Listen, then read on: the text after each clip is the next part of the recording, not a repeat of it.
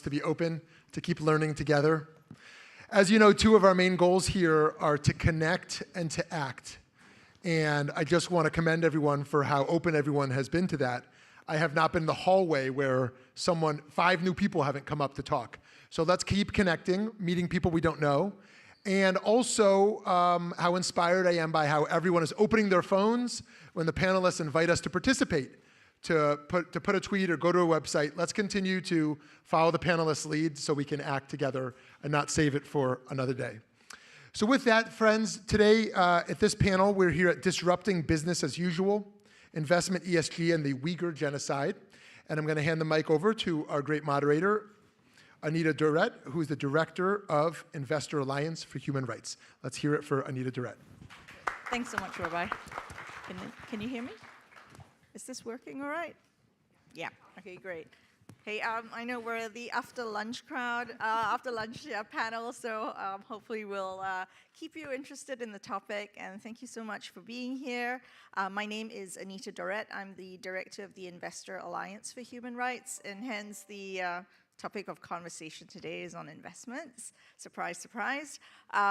What we do at the Investor Alliance for Human Rights is we try to really drive investors to use their leverage and to understand and make really responsible investment decisions that ensure that they're investing in companies that respect human rights in their business operations. And I think we've touched on this a couple of times already in panels today, in panels yesterday, that there's a long way to go down that line. And so today in our panel, we're going to have a discussion about really how our investment dollars are being allocated and how this idea of ESG, and just to get a sense of, have folks in the audience just through a show of hands are familiar with the concept of ESG? Okay, so yeah, that's about, just under half. So ESG, or environmental, social, and governance. These are terms that are now being used to kind of describe certain investments that are looked at, that are not just looking at financial performance, but also environmental, social, and governance performance. So are seen, or there is kind of a shroud that suggests that it's very sort of sustainable, positive, rights-respecting kind of investments. But if you kind of dig a little bit deeper, that doesn't seem to actually always be the case. So that's really what we're going to discuss today. And to kind of kick us off and to kind of, provide a little bit of introduction and to kind of wake everybody up as well, I'm first going to ask them to run a small video clip, which I passed on to the organizers before. So if you can play that video clip, that'd be grand. If you want to invest in companies that are doing right by people and the planet, you might choose a fund labeled ESG, assuming your money will go to companies that share your environmental, social, and governance values, like respect for human rights and the environment. But that's not actually how it works. Take Vanguard's FTSE Social Index Fund, for example. It's marketed as an ESG fund, and the companies it invests in are based on what's called an ESG index. In this case, one created by FTSE Russell called FTSE for Good. ESG investment funds are usually tied to an ESG index. ESG indexes are lists created and sold by powerful companies that most people have never heard of, like MSCI, FTSE Russell, and S&P Dow Jones. They direct the flow of trillions of dollars of capital by deciding which companies to include on their ESG indexes. They do this by assigning ESG ratings or scores to different companies and then including the best performers from different sectors on their indexes. But here's the thing. ESG ratings aren't about a company's impact on the world. They're about how ESG factors might affect its stock performance. ESG ratings don't measure how a company affects people and the planet. They measure how people and the planet could affect the company's bottom line. That means ESG-labeled funds aren't actually what they're being marketed as. We looked under the hood of hundreds of ESG-labeled funds and at the companies they invest in. They include Glencore, a mining company that has been accused of extreme abuse and exploitation of children in Congo. The oil company Total Energies, which is currently building one of the world's largest and riskiest new fossil fuel projects. And dozens of companies that have provided arms and income to Myanmar's military regime, fueling genocide and crimes against humanity. Socially responsible investing could still be a force for good. But the booming ESG investment industry is not. It's selling a false solution and undermining the movement toward real corporate accountability. Join us to demand regulation and real solutions for responsible investment. Thank you for that. So I hope that sort of resonates with you and just kind of gives you a little bit of an idea of what we're dealing with, because there are lots of things that are created in the marketplace that gives us an idea that we're trying to put our investment dollars for good, but really that's not the case. And I think yesterday as well, we touched on the fact that each of us in the audience and on stage, we're all investors. Our pension funds are invested are invested into these ESG mutual funds, or other ways. Our endowment funds that go into our churches, our temples, our mosques. So we really need to understand that we're just not activists. We're not just consumers. We're also investors. So we should be really interested in finding out where our investment dollars are going. So I'm going to ask one more question before we kind of hit our panelists and get into the flow of things. But do you, just by a show of hands, do you have an idea where your money is invested right now? Well, I'm really glad to see that we have about 6 or 7 hands up. But if you were on the earlier panel today where they were talking about mass surveillance, companies like Hikvision and Dahua, they're often found in a lot of these ESG funds, or in fact, just these index and mutual funds. And we're going to touch on, and Elaine's going to actually touch on this specifically, where there was a report that came out by Hong Kong Watch last year that went through some of these MSCI emerging funds, and they went through it and just ran through the list, and out of them they found over 13 companies that had clear evidence of being linked to Uyghur forced labor. Right, so that's one thing. With that evidence as well, there was some further research done based on just those 13 companies, looking at some of the most sustainable funds in Europe. So Europe has a different set of regulations, and they have this thing called the Article 9 fund, which is the highest level of sustainable funds. And out of the 13 companies, 12 of those 13 companies which were connected with Uyghur forced labor were found in those Article 9 funds. So it's kind of everywhere. And so we really want to kind of dig into that and talk about that a little bit more. So I'm going to start. We have a great panel today. And how I'm going to start with it is, rather than to go into details about their give you details about their background, I'm going to ask them to introduce themselves. And in that context, I'm going to ask you, each of you, to introduce yourself, share with the audience as well your own personal and professional journey that has resulted in this important work that you're doing today in disrupting business as usual. And in that, talking about that in also the context of investments and capital markets in enabling the Uyghur region crisis. Maybe I will start with Kelly.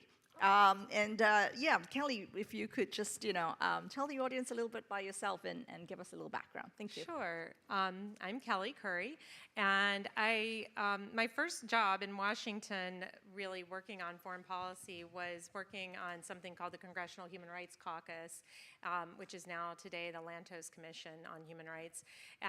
But at the time, I worked for the co-chair and co-founder of that caucus, Congressman John Porter, and I had just come to Washington, didn't really know what I knew I wanted to work on policy issues, but didn't really have a background in foreign policy or human rights, but fell in love with the work of the Human Rights Caucus. And one of the big issues that we were working on at that time was this was after Bill Clinton delinked he first linked human rights and China trade relations and then delinked them. And I was working on the Hill when he made the decision to delink them. And at that time, the Congress would have an annual vote in the House of Representatives on what was called at that time Most Favored Nation Trading Status, MFN. And so every year, my boss would vote on this resolution on MFN for China. And we would do, and so part of my job was to do research for him on, we would do an evaluation every year. Was trade helping to advance human rights and make China a more open place? Was it helping to, and was this relationship between the United States and China on trade benefiting the United States and the American people and the Chinese people in ways that we could feel good about as the co-chair of the Congressional Human Rights Caucus and as a strong, outspoken proponent of the human rights of the Chinese people. And so every year, while I worked for him for 5 years, I would do this in-depth analysis and present my recommendation. And some years we would recommend voting against. Most years he voted against it, but sometimes he would vote in favor of it because we could see progress happening, we could see positive movement on the ground. But it was, we did an analysis every year. But at that time, that really opened my eyes to the link between the business community and human rights. And the idea of sustainable development or sustainable investment was big there. Corporate social responsibility was just taking off. This was in the mid-90s. And so it was very clear, this linkage, and it raised a lot of questions for me as somebody who believed in free trade and thought trade was a positive force in the world and helped lift people out of poverty and was transformative. But I did start to see that this might not be the best way to engage China and the People's Republic of China. So, but we did a lot of critical analysis of it. Anyway, fast forward, and I throughout my career as a human rights lawyer and as an advocate and a policymaker, this has been a recurring theme. What is the role of the U.S. as an economic actor, as the largest economy in the world, when it comes to human rights? How do we align our values as a country and our stand in favor of human rights with the fact that our companies all over the world engage in business practices that are antithetical to human rights at times or undermine human rights, that our business community goes around and lobbies for weakening labor protections and environmental protections for people on the ground, engages in security practices that harm communities in very, very serious ways, and engages in development economic activities that harm local communities and perpetuate abuses that they're abusive governments, and also encourage fraud and corruption and anti-democratic behavior and empower bad actors in these countries. So this is something that I've worked on now for more than for about 30 years. And in the past few years, I've really drilled down on how our financial services industry in this country are empowering the Chinese Communist Party by basically providing them with capital on a very favorable basis and in a very unequal way that privileges, in some sense, the Chinese Communist Party and Chinese entities. They get an advantage in our capital markets that, for instance, American or Australian or French companies don't get, where they are not bound by the same rules that our companies have to play by in our capital markets, and how we empower and invest in these companies. So this has been a very, it's been something I've worked on for a long time, but really drilling down on this ESG issue in the past couple years as well. Great, thanks so much for that, Kelly. And I'm going to ask Elaine Dzezinski, who I should have done a one-liner introduction. I'm sorry, but I guess everybody in the audience knows Kelly really well. So I'm going to just move forward, but thank you for that wonderful introduction. Elaine Dzezinski is here. She serves as the Senior Director and the head of the Center on Economic and Financial Power at the Foundation for Defense of Democracies. And if you could as well introduce yourself and tell us how you came to being on this stage, and we'll delve into more questions as we go along. But thanks, Elaine. Thanks, Anita, and thanks, everyone. It's great to be here. It was such a great panel. Kelly, good to see you again. So I guess I'll start with 9/11, which is really where my journey started as a public servant. Long story short, I was working on Capitol Hill for a member of Congress when 9/11 happened, and essentially got recruited to join what became the Department of Homeland Security. So my career was really informed by a point of trauma for this country and a rethinking of threats, terrorist threats at that time, and what amounted to a complete rewiring of our government and the way that we think about protecting our national security and our economic security. So over the 6 years of working at the department, I had some career roles and some political roles. I ran the policy office for a period of time and had a broad range of responsibilities, but primarily focused on supply chain risk, critical infrastructure, transportation, and a lot of work on passenger security in the airports and other environments. And through that, my interest was really piqued around the question of illicit finance, human smuggling and trafficking, and corruption. Ironically, legacy threats that were kind of pushed to the side after this tremendous focus on terrorism really took over our thinking around national security. And because of that, I think we lost sight of the evolution of a lot of these legacy threats that are now front and center, and frankly, are core tools used by authoritarian governments to undermine democracy. So from those early days in the department, I moved on. I spent some time at Interpol in France, and then went to the World Economic Forum in Geneva and got a kind of a broad sense of how multinationals were thinking about risks to their supply chain, how they make decisions about going into emerging markets. And I came back once again to the question of corruption, which was really a big issue for a lot of CEOs. And this is going back now almost 12 years.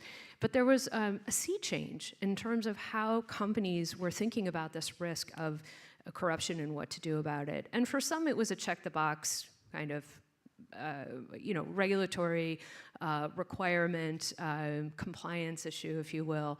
But for others, it was something more because they were recognizing that until we had a better solution for dealing with corruption in, particularly in emerging markets, that there would be no level playing field, and we still don't have that.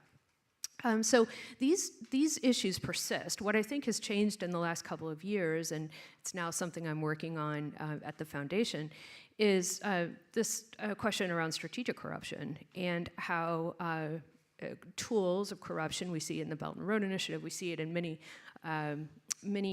economically coercive initiatives coming particularly from authoritarian regimes, where corruption becomes kind of the grease to maintain influence in many parts of the world. So in some ways, the issue has become even more complex and more challenging.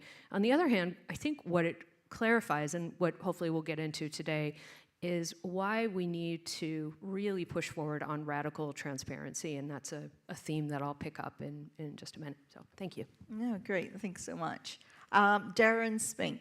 He is a research fellow at the Henry Jackson Society's Center for Indo-Pacific Studies. He's authored many papers and related to China, the UK, Taiwan, and the US. So Darren, please tell us a little bit more about yourself and your work relating to investments. Sure. Thank you. Is it on? Yes. Okay. Thank you very much, Anita. My name is Darren. As Anita said, I am a US-based research fellow for the Henry Jackson Society. That's a British think tank. I focus my research mostly into the risks of policies that continue seeking warm commercial relations with China, as well as the risks of irresponsible investing into the PRC, which leads to the modernization of the People's Liberation Army, China's ability to gain a competitive advantage in supply chains through the Belt and Road Initiative, and the continued exploitation of human rights abuses. I actually started my career at the opposite end of the spectrum that I'm in currently. I was in financial services communications for the Principal Financial Group, Putnam Investments, and Prudential Securities during the PNTR debate. And I became increasingly concerned while doing this work about the obsession of pumping money into China to build their infrastructure, to build up their economy, while the US manufacturing base got gutted, and now subsequently the United Kingdom's manufacturing base has been gutted, Europe's has been gutted as well, and ironically, we all become more reliant on China for this, and they become increasingly able to dictate the terms of economic policy. Along with a British MP, I authored a report specifically focusing on an economic denial strategy in the Pacific. I've also collaborated with European think tanks, including Civitas, Croatia's ERMO, Ukraine's Eastern European Security Initiative, and I've been focused on calling for more and more, increasingly calling for restrictions on capital market outflows from these countries, from the US, United Kingdom, European Union, into China. From a human rights perspective, I've also become increasingly concerned about the plight of the Uyghurs. I've been attending the last 3 International Religious Freedom Summits, and just hearing the stories of the abuses, the atrocities, has really brought my attention more to the intersection of supply chains and human rights. And I feel that it's essential that the United States government especially continue supporting religious freedom for everyone, everywhere, at all times. That's our fundamental belief as a nation, and that's what separates us from our strategic adversaries and competitors. So I hope to continue research in this very important sphere moving forward. Thanks so much for that. And Mohammed Razvi, very happy to have you on here with us on this panel. Mohammed is the executive director and founder of the Council of People's Organization, COPO, based in Brooklyn, New York, and is a community organizer. But Mohammed, I'd love to hear more about your work and how that ties into investments. Yes, thanks. All right, so first of all, prior to 9/11, I used to run multiple businesses. What do immigrants do when they come to the United States? They work, and they work, and they work. I was running 5 different businesses, and I kid you not, I was about to retire at the age of 35. That was my plan. Every year, either I had $1 million, $1 million company I opened up, or I purchased $1 million home or real estate. Being that said, 9/11 happened, changed my life. What was supposed to be a fabric store turned out to be the fabric that held my community together. All of a sudden, FBI, at that time INS, came and raided my neighborhood. And being a businessman, people were coming to me because they trusted me. How do I get help? So long story short, I have tons of FBI cards that people were left and picked up for. And at that moment, even I was investigated by the FBI. And Homeland Security started. JTTF started, Joint Terrorist Task Force. So all of a sudden, I had to let go of my business thing, and I started doing this organization, what was supposed to be a 6-month venture, and that's it, just to help the people, and I'm done. It is now 22 years.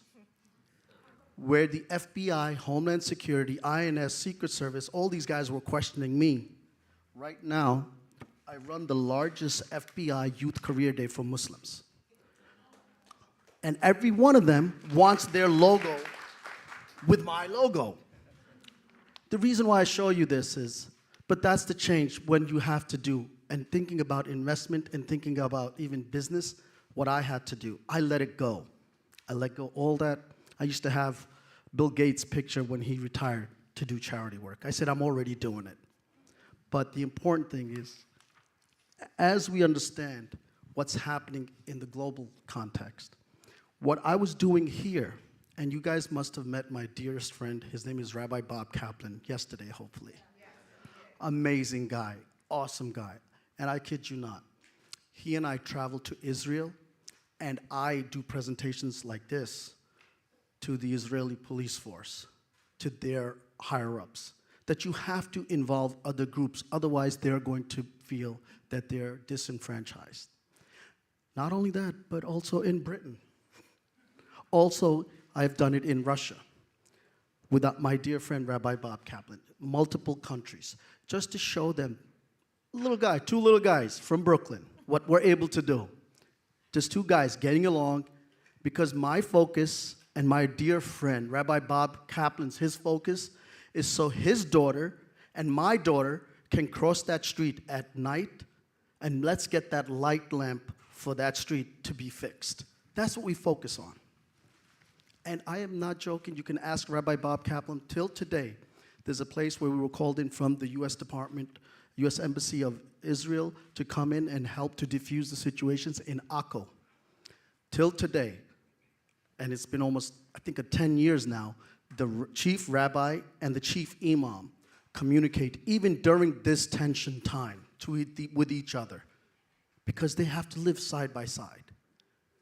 And now this is where I want to focus. How do we do this for the other countries? And we need to bring it in. Because I've learned that as I'm helping the community and the kids, I found out many of our, how could I say, people from, I'm just going to say Pakistan, come with that luggage. What's that baggage or that luggage? That the police department's corrupt. You know, everyone else is corrupt. The politicians are corrupt. I mean, you know, we have some corruption here, but you know, it's a little bit bigger. But over there, every person is corrupt. And that's their mindset. If you want to buy something, if you want to have a business, you have to pay it in. And that's where the US has to be the big brother and try to help and assist the folks. Thank you.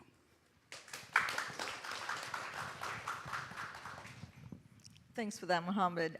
So we're going to have about another 20 minutes. If you have any questions, please write it on cards. I think Barbara might be going around and passing out cards. But we're going to run with a set of questions for each of our speakers, and then we'll see how we go with time. So I'm going to start with Elaine. Elaine, you know, you just talked about human rights, security of democracies. They are really tied together. They are integral to each other. Through free and fair markets, the protection of labor rights through union organizing, the importance of the rule of law, and then the pushback against oppression and authoritarians. So in that context of investments, right, how are financial systems passively allowing money and capital to end up with companies that are not standing for those principles that you were just talking about? Maybe you can tell us a little bit more about that. Yeah. Well, there's a tremendous number of gaps in the global financial system. Where to start? It's actually difficult to know where to start because, I mean, essentially, the system is porous in some very, very fundamental ways. I'll run through some of that, and then I want to talk a little bit about the investment challenge. More specifically, but a lot of the work that we do at the foundation is focused on this question of global financial reform and how do we link our national security objectives more specifically to closing some of these loopholes.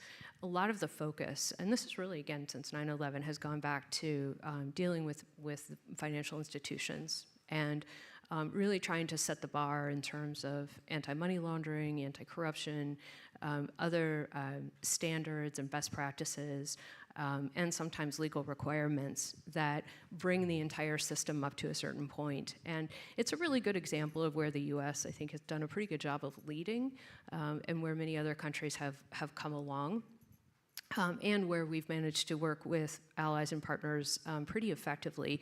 There's still a lot more to be done, but I think there's a lot in terms of modeling what happened over the last, I would say, 20 years in the financial community, trying to get to those recommended standards and practices. And on that, we've built more, right? So when we think about the extension of anti-money laundering requirements to real estate transactions in the US to try to keep dirty money out of the real estate system. If we look at what's happening to bring financial advisors into anti-money laundering requirements, all of these are logical extensions of this basic frame that we've tried to build out. Now we're facing a new set of challenges, though, coming within the digital environment. So this is creating new ways for money to circumvent a system that may not be controlled by financial institutions that are either in the US or have a nexus back to the US. We see it with the thriving crypto markets that are serving, as a really key element for illicit transactions, from fentanyl to pretty much any kind of illicit financial dealing you can imagine. So we have a whole new set of issues. All of this can be managed if we regulate it properly. But one area where I think we've been less focused, and I think that conversation is now coming, is in terms of where we have exposure as a country of investors, as Anita alluded to, whether we're talking about US investment flows to foreign countries like China, or even potentially adversarial regimes, Russia, Venezuela, and the like, and where, because of the way the financial system is structured, investment is going without our knowledge. We're about to put out a new piece at the foundation on the risks in the sovereign bond market in China. And this is one thing that I really wanted to highlight. So I think there was some conversation yesterday about indexes and how they work, and of course we saw the video. But essentially we have a core group of companies, mostly unknown to most of us, who define indexes that include certain kinds of stocks or equities or bonds. They can be corporate bonds or sovereign bonds. And in 2017, 2018, a number of these companies made a very critical decision that went pretty much under the radar, except for Marco Rubio, Senator Rubio, who called it out. But these indexes decided to include Chinese sovereign bonds in these bond indexes. Now, what does that mean? These are global indexes, so they're used by investors everywhere. And the perversion of this is that these bond indexes are widely used because they're widely used. So they're actually driving a huge amount of capital. We're talking about billions and billions and billions, to the point where, as an investor or a fund manager, you take that as a guide. The index is a guide, and so there's an incentive to follow the index to limit risk and exposure. But what it's done is created a new exposure, specifically around China and sovereign bonds. So what does it mean in practical terms? It means that US investors and investment funds and pension funds are sending money to the People's Republic of China, which directly funds military, civil fusion, surveillance, anything that the Chinese government wants to spend it on. So there's a very simple solution to this, which is to push these index companies to remove sovereign bonds from the funds, from the indices. This can be done. It's a market-based solution to a problem that was created by the market. So that's something that we're really advocating for. There's no reason why we should be funding adversarial regimes and their buildup of military engagement against us and other free countries and democracies. So these are the kinds of gaps and loopholes that we really need to be aware of. But the system, I don't mean to sound too, it's not that the sky is necessarily falling, but the reality is that there are so many gaps in the system when we start looking at the big picture of the global financial environment. We have to take a step back from this and ask the question, what kind of system do we want? And I think it starts with a look at market hygiene, what I would call market hygiene. Where do we have these massive exposures that are absolutely untenable? It was never a good idea, but now it's a really bad idea, given the state of play and the political and other tensions between the US and China in particular. Yeah, that's great. And you were talking about that investment in military and in surveillance. And so with that, I was actually going to bounce off to Darren, because I know that in terms of the work that you've been doing, you've been looking at really I guess, allocation or misallocation of investments that are flowing towards the development of dual purpose use technology, like surveillance, spyware, or what you referred to in one of your papers as techno-authoritarian industries in China. So can you talk a little bit about that, and in the context of, are there measures that the US government has taken to curb such investments, and is it working? Sure. Yeah, just stepping beyond human rights, every dollar that goes into China, it's a risk to economic national security. For example, should the CCP choose to unilaterally change the status quo in the Taiwan Strait, all the money that's flowing into these dual-use technologies through the military civil fusion program could be used against the U.S. Navy, would be used against the new U.S. Navy without a doubt, could be used against the British Royal Navy and most likely other partners and allies throughout the region. I'm going to give you two examples of how the UK and the US continue seeking to invest money into China and go against the national interests of both countries.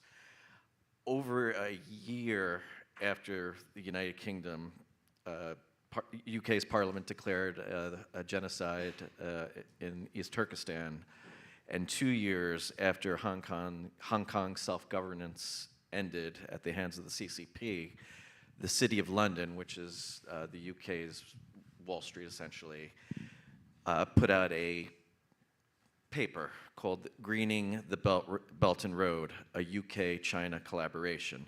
In this paper, they stated, the UK, with its concentration of 250 foreign banks, provides a global platform for multilateral development banks and private sector players to co-finance major BRI projects.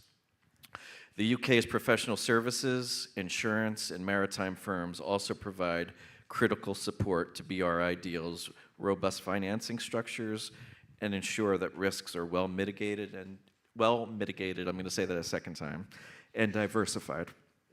That pretty much speaks for itself. Just under a year ago, the Select Committee on the CCP wrote letters to BlackRock and Morgan Stanley regarding their index funds. And I may be repeating some of the information that was discussed yesterday, so I apologize. BlackRock, for example, invested in 5 funds more than $429 million in PRC companies that pose national security risks to the United States. That included AVIC Industry Finance Holding Company, which produces aircraft for the PLA, CGN Power Company, which acquired advanced proprietary U.S. nuclear technology to divert to military uses in the PRC, China CSSC Holdings, which designs and builds warships for the PLA Navy, North Industries Group Red Arrow Company Limited, which produces ammunition, artillery shells, and munitions. And then from the human rights perspective, I apologize if I mispronounce any of these names, Hoshine Silicon Industry Company, which was implicated in the use of Uyghur forced labor, BGI Genomics, sorry about that, affiliate of the BGI Group, collaborated with the PLA to collect genetic data on foreign persons, and 360 Security Technology, which produces software products that have been linked to crackdowns, repression, and genocide in Xinjiang. And then there's Morgan Stanley, 7 subsidiaries of the Aviation Industry Corporation of China, CGN Power, which I mentioned earlier, Changsha Xinjia Microelectronics, which develops and manufactures microelectronics for the PLA, China CSSC, which I mentioned earlier, China Space Sat Company, a subsidiary of the Military Research Institute of China Academy of Space Technology, Semiconductor Manufacturing International Corporation, which is a vital supplier of chipsets to the PLA. The list goes on. And then on the human rights front, BGI, which I mentioned earlier, Hoshine, Silicon, and 360 Security Technology, as well as ZT Corporation, cell phone and telecommunications infrastructure products that enable the CCP to engage in espionage. So those two examples pretty much speak for themselves. To this date, Congress, despite the efforts of the Select Committee, has not passed any legislation which restricts these index funds. Financial service companies are still incentivized to put money into China through capital gains deals. It's time for Congress to take action, not only to restrict money, capital market outflows going into these index funds, but also disincentivize the money by taking away the capital gains benefits, and then also incentivize financial service companies to invest that money into US, UK, and European infrastructure. Thanks for that, Darren. And you were naming some of the companies that I think Kelly had been doing some research on. Kelly did some research, wrote a paper relating to the dirty solar supply chains. And so Kelly, in that context, in that research, you uncovered that this transition to what we hope to see as renewable energy, clean energy, is actually really a dirty form of energy, because not only does it rely on coal-powered production, but it is on the backs of Uyghur forced labor. Right. So in that context, can you talk about how ESG-labeled capital, our pension funds, our endowment, university endowment, is really enabling these abusive and dirty solar supply chains? Yeah, it's in addition to the points that both Elaine and Darren have made, it's ESG is basically has become a marketing and branding tool. It doesn't really, as the video very effectively pointed out, doesn't really correlate to responsible investing or to corporate social responsibility or socially responsible investing at this point. To the degree that it is focused on any kind of outcome related to any of the three pillars, environmental, social, and governance, it primarily is about environmental issues. And so when you have these ESG funds that are created, you end up with a lot of companies like Jinko Solar and some of these other industries that have been heavily implicated in their supply chains are heavily implicated with Uyghur forced labor.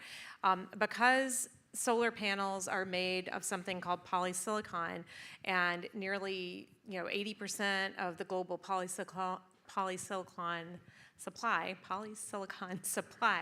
comes from, it is produced by China.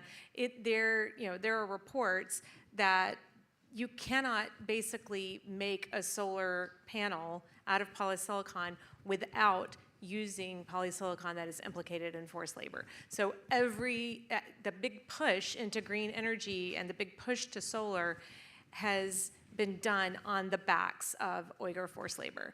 And most people, and what was really disturbing when I was doing this research was the degree to which people in the renewable energy space and who were pushing for the green transition were okay with that, because they felt that the only way to achieve this transition was to have a cheap supply, to push down the cost of solar panels to where they would be affordable. But for me, a cheaper solar panel that is produced on the backs of forced labor, there is a cost there. It's not just about what you pay dollar value for that panel. First of all, baseline, you're involved in modern slavery. That's just horrific. Nobody should support that. What are we saving the planet for? Who was I having this conversation with? Laura Murphy. If you're just about saving the planet and you don't care about the people on it, go with God, that's your thing. But don't pretend like you're saving this planet for people on the backs of forced labor. That is just, that's morally bankrupt. But that's what was going on. And then on top of it, we were providing the capital for these companies to expand globally, to be able to expand out of China into Southeast Asia and build factories in Southeast Asia and export their products all over the world and expand their business model that is based on Uyghur forced labor at the base. And so they were being passively invested through Trina, Jinko, these big, huge multinational corporations that basically have a lock on the solar industry. And they were all through all of these ESG Emerging Markets Fund.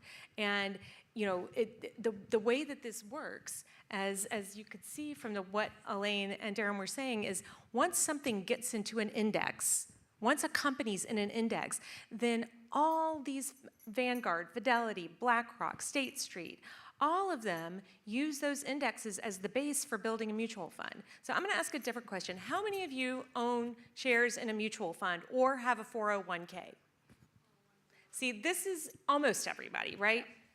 If you are invested in a mutual fund, then there is a decent chance that your money is somehow passively going into these funds. And you may not even know it, because it may not even show up on your prospectus. How many of you have ever read a prospectus for any of the mutual funds that you're invested in? One person, two people. You know, who's gonna read that stuff? The print is like 6-point, you know, it's boring, they're horrific. But there's so much information there, but you can't find anything in it. This is intentional, right? The complexity is a feature, not a bug. They do this on purpose so that you can't find out. It is devilishly hard to find out about these things. And this is part of the thing. I really want to reinforce what Elaine is saying about the need for radical transparency and the problems of these indexes and how pernicious it is and how hidden it is and how the average investor, how hard it is for you to find out that you are investing in these bad companies. And this is what really has driven me over the past few years to focus on capital markets and the role that they play and how, you know, we are funding this genocide without our knowledge or permission. That is not, you know, what most if you tell investors that, they're horrified. But they also, it's very hard for you to find this information out. You have to have access to really highly specialized databases and know what you're looking for. But once you find it and once you see it, you can't unsee it. So now there's a great comments, and we had a lot of good questions. So I want to try to, because we're running out of time, but I'm trying to wrap up where we're going to try and talk a little bit about what's the solution. So we see the problem here. What's the solution?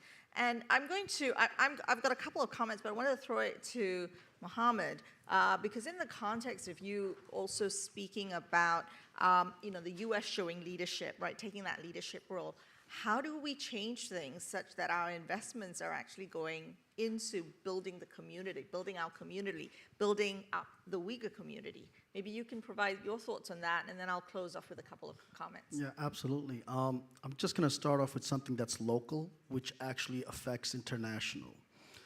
How many of you receive these wonderful phone calls from out of the country? We're gonna, you know, you owe a bill, IRS and everything. So this is where I want to really focus on policy where it would be an issue. So we service about 40,000 people annually. And I can't even tell you, it's got to be at least 60% of them telling us that how many phone calls they've gotten. And when I brought it up to the FBI, the powers that be, they don't have full, how could I say, resources or full technology to find out where that is happening from. They call it ghost calling also. I mean, I'm sure you guys heard about this news about in the West just yesterday or day before, this Uber driver, 61-year-old Uber driver, was shot by another senior because they thought she was the one calling him and threatening his family to get money. The reason why I'm saying this is because they're international calls. Where's that money going? Even in Britain, trust me, you're getting the calls. Everywhere in the United States, you're getting these calls. These people are taking those funds and utilizing it for what they want to do, which is even worse. And I don't even know how many millions or billions. I did not do the research, but looking at it from a local perspective to an international perspective, that's a lot of money. And I kid you not. I have money transfers around the block, and every ethnic community has money transfers around the block in their neighborhood. Doesn't matter. They transfer a lot of money. Our immigrant community, I'm telling you, just on the Pakistani perspective, I know for a fact there's at least, easily $500 million being transferred all the time. Now, if you're threatening an immigrant and all that money is being put on a card and somebody's swiping it in an international country, they're utilizing that also. Now, how do we work on this?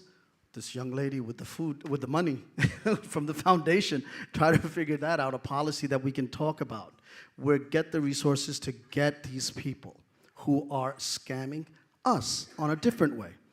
And absolutely what Darren and Kelly and Elaine are saying is absolutely what can we do internationally? We need to support the folks that are doing the right things. And these are the countries that we need to find out. I think that's our investment, to uplift them. I mean, the only reason we're successful here is because we uplift our own communities in the neighborhoods. Use that same model. Uplift the right folks, not the ones that just want to say, oh yeah, I'm with you, let's go attack over there or go attack over there. And the sad part is absolutely, and I'm going to say it, some of our military equipment is being used to attack the folks. Well, I wanted to raise 2 points as we try and close out the session. One is that, just now when Kelly talked about who has monies in mutual funds, and all of us put out our hands. So now it's your responsibility to go and talk to your pension fund, go and talk to your investment advisor, scrutinize your investments and tell them, you need to tell your investment advisors, I don't want my money to be invested in a certain type of fund. And they have to listen to you. And that will drive the change, because as long as we sit back passively and allow these investment firms to create these indices without any feedback from us, that is what is going to happen. So we all have a responsibility in this room. The second thing as well is that we need to move away. We talked about solar supply chains that are stuck in China. We need to also have investments and incentives that incentivize to move away from those supply chains and to find new supply chains. We do want to transition to renewable energy. This is good for everyone, but we don't want to be stuck. And we all seem to be talking about being stuck. How do we unstuck ourselves? So here I'm going to put in a quick pitch for a report that came out. There's some flyers there, and there's a QR code that you can find, where we talked about respecting rights in renewable energy, and we talked about how Uyghur forced labor is at the center of that. And how can we think about solutions to move away from that, which is government incentives, investors being bolder and not going for the lowest cost, but trying to invest in innovations and alternative ways to create renewable energy. Going back to what Mohammed was saying, we need to drive the investments to doing good. So with that, I wanted to thank our wonderful panelists. We didn't get through all our questions, but I think we had a great conversation. We had a lot of great questions for you, and I hope we will manage to splice those in. But please feel free to reach out to the speakers during the break if there is one. They've all written amazing papers and providing a lot of information, so really want you to access that too. But thank you very much. Thanks.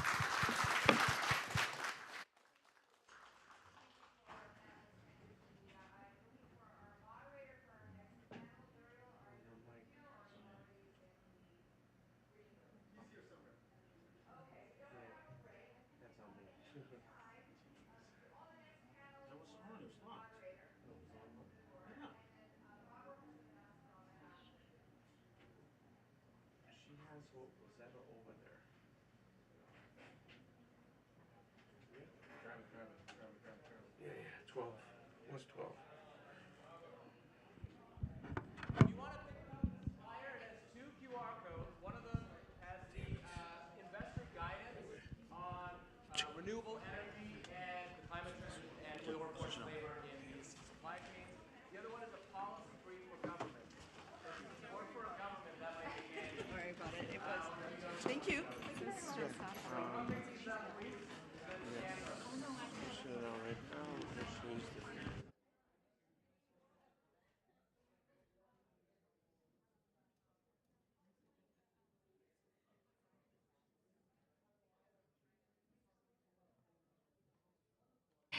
So our panel will be on the stage in about 2 minutes, and we look forward to you being ready for the next discussion: TikTok, social media, and government control.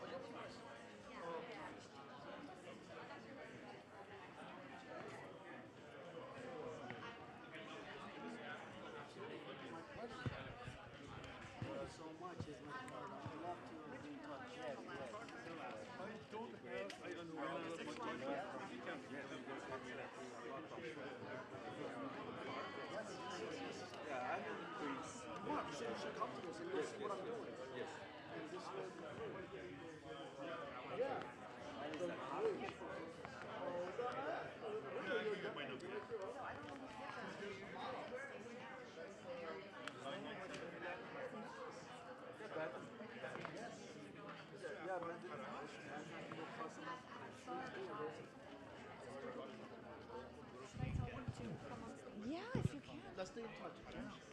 Let me ask you.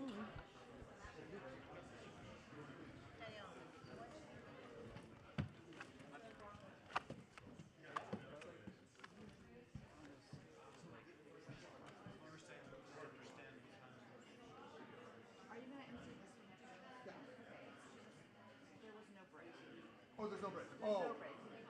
Okay.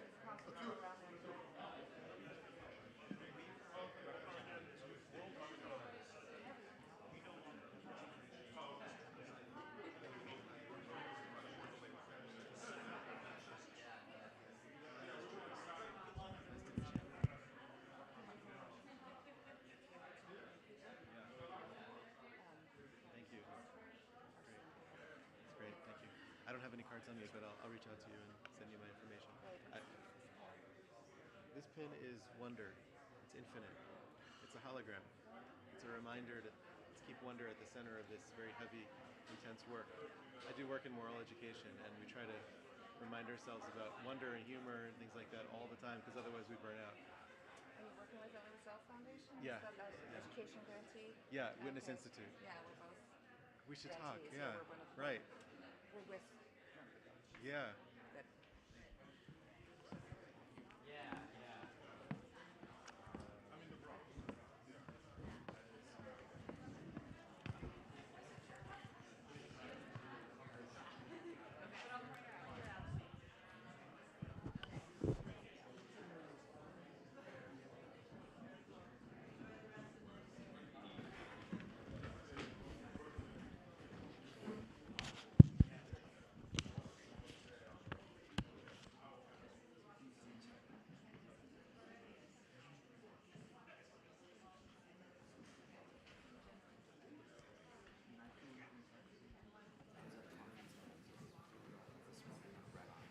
Okay, friends, we're going to get started in our next session here.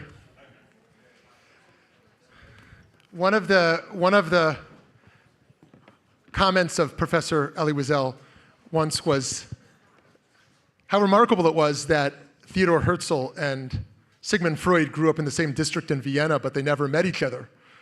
Because had they met each other, Theodor Herzl would have said, Im tirtzu ein so agada, if you will it, it is no dream.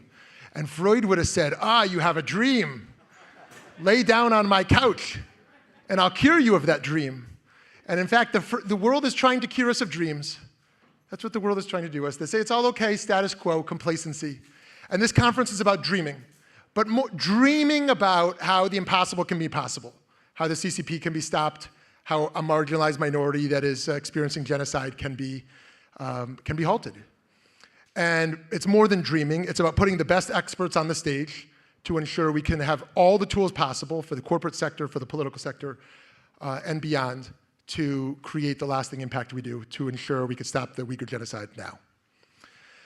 And so with that, before this panel, we're going to hear a quick message from the inspiring Congressman Richie Torres.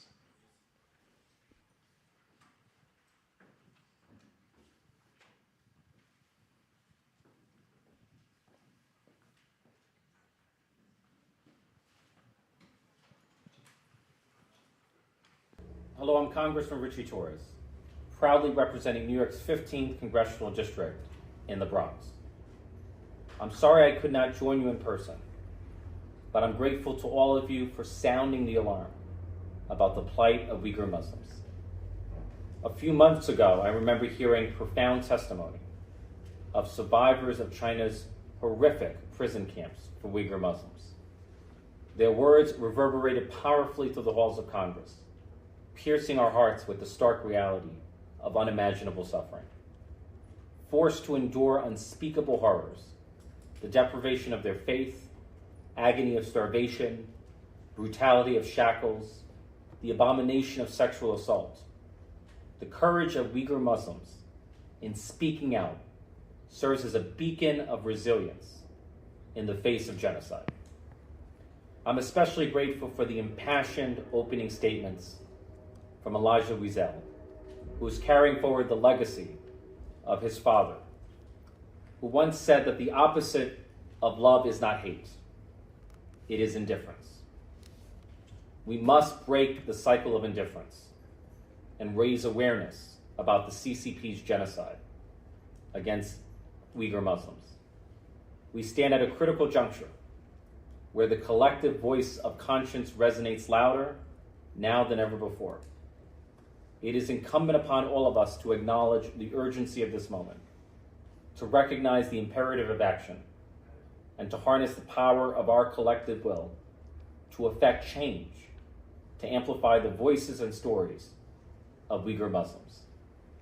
I want to extend my gratitude to the co-partners for the conference, the Elie Wiesel Foundation, the Uyghur Human Rights Project, and the World Uyghur Congress, for their extraordinary advocacy and unwavering commitment to justice.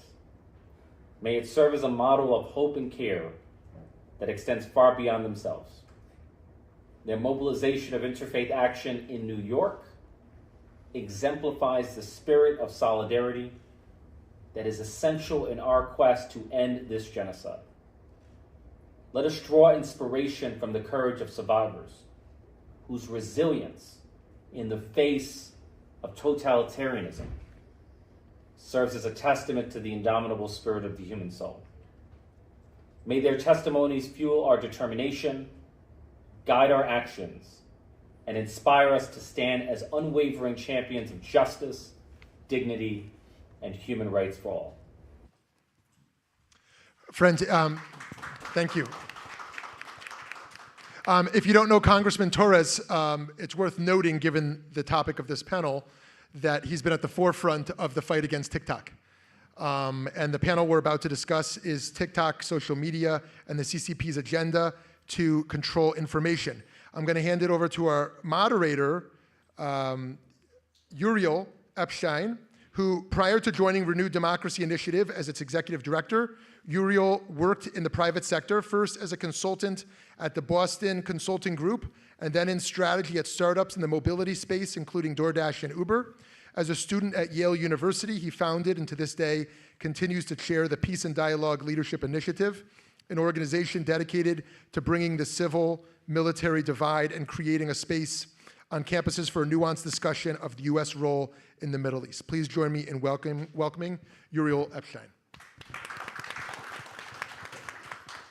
Thank you, everyone. So my name's Uriel. I'm the CEO of the Renewed Democracy Initiative.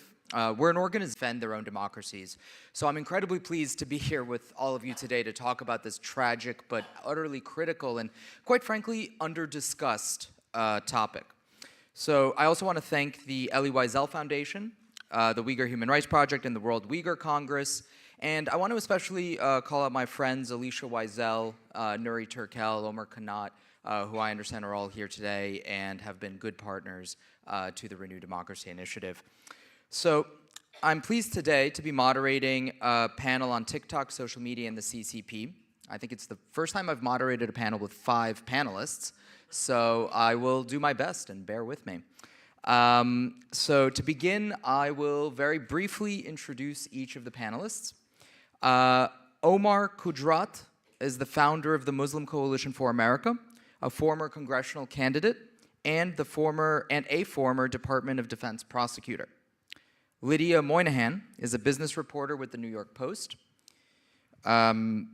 Julian Koo is the interim dean, faculty director of international programs, and Maurice Dean Distinguished Professor of Constitutional Law at Hofstra. Esma Memtimin, is that right? Memtimin? Thank you. Is an activist with the Uyghur Youth Initiative. And Jacob Hellberg is a commissioner on the U.S.-China Economic and Security Review Commission and a senior policy advisor to the CEO of the software company Palantir. So let's give a hand for our panel.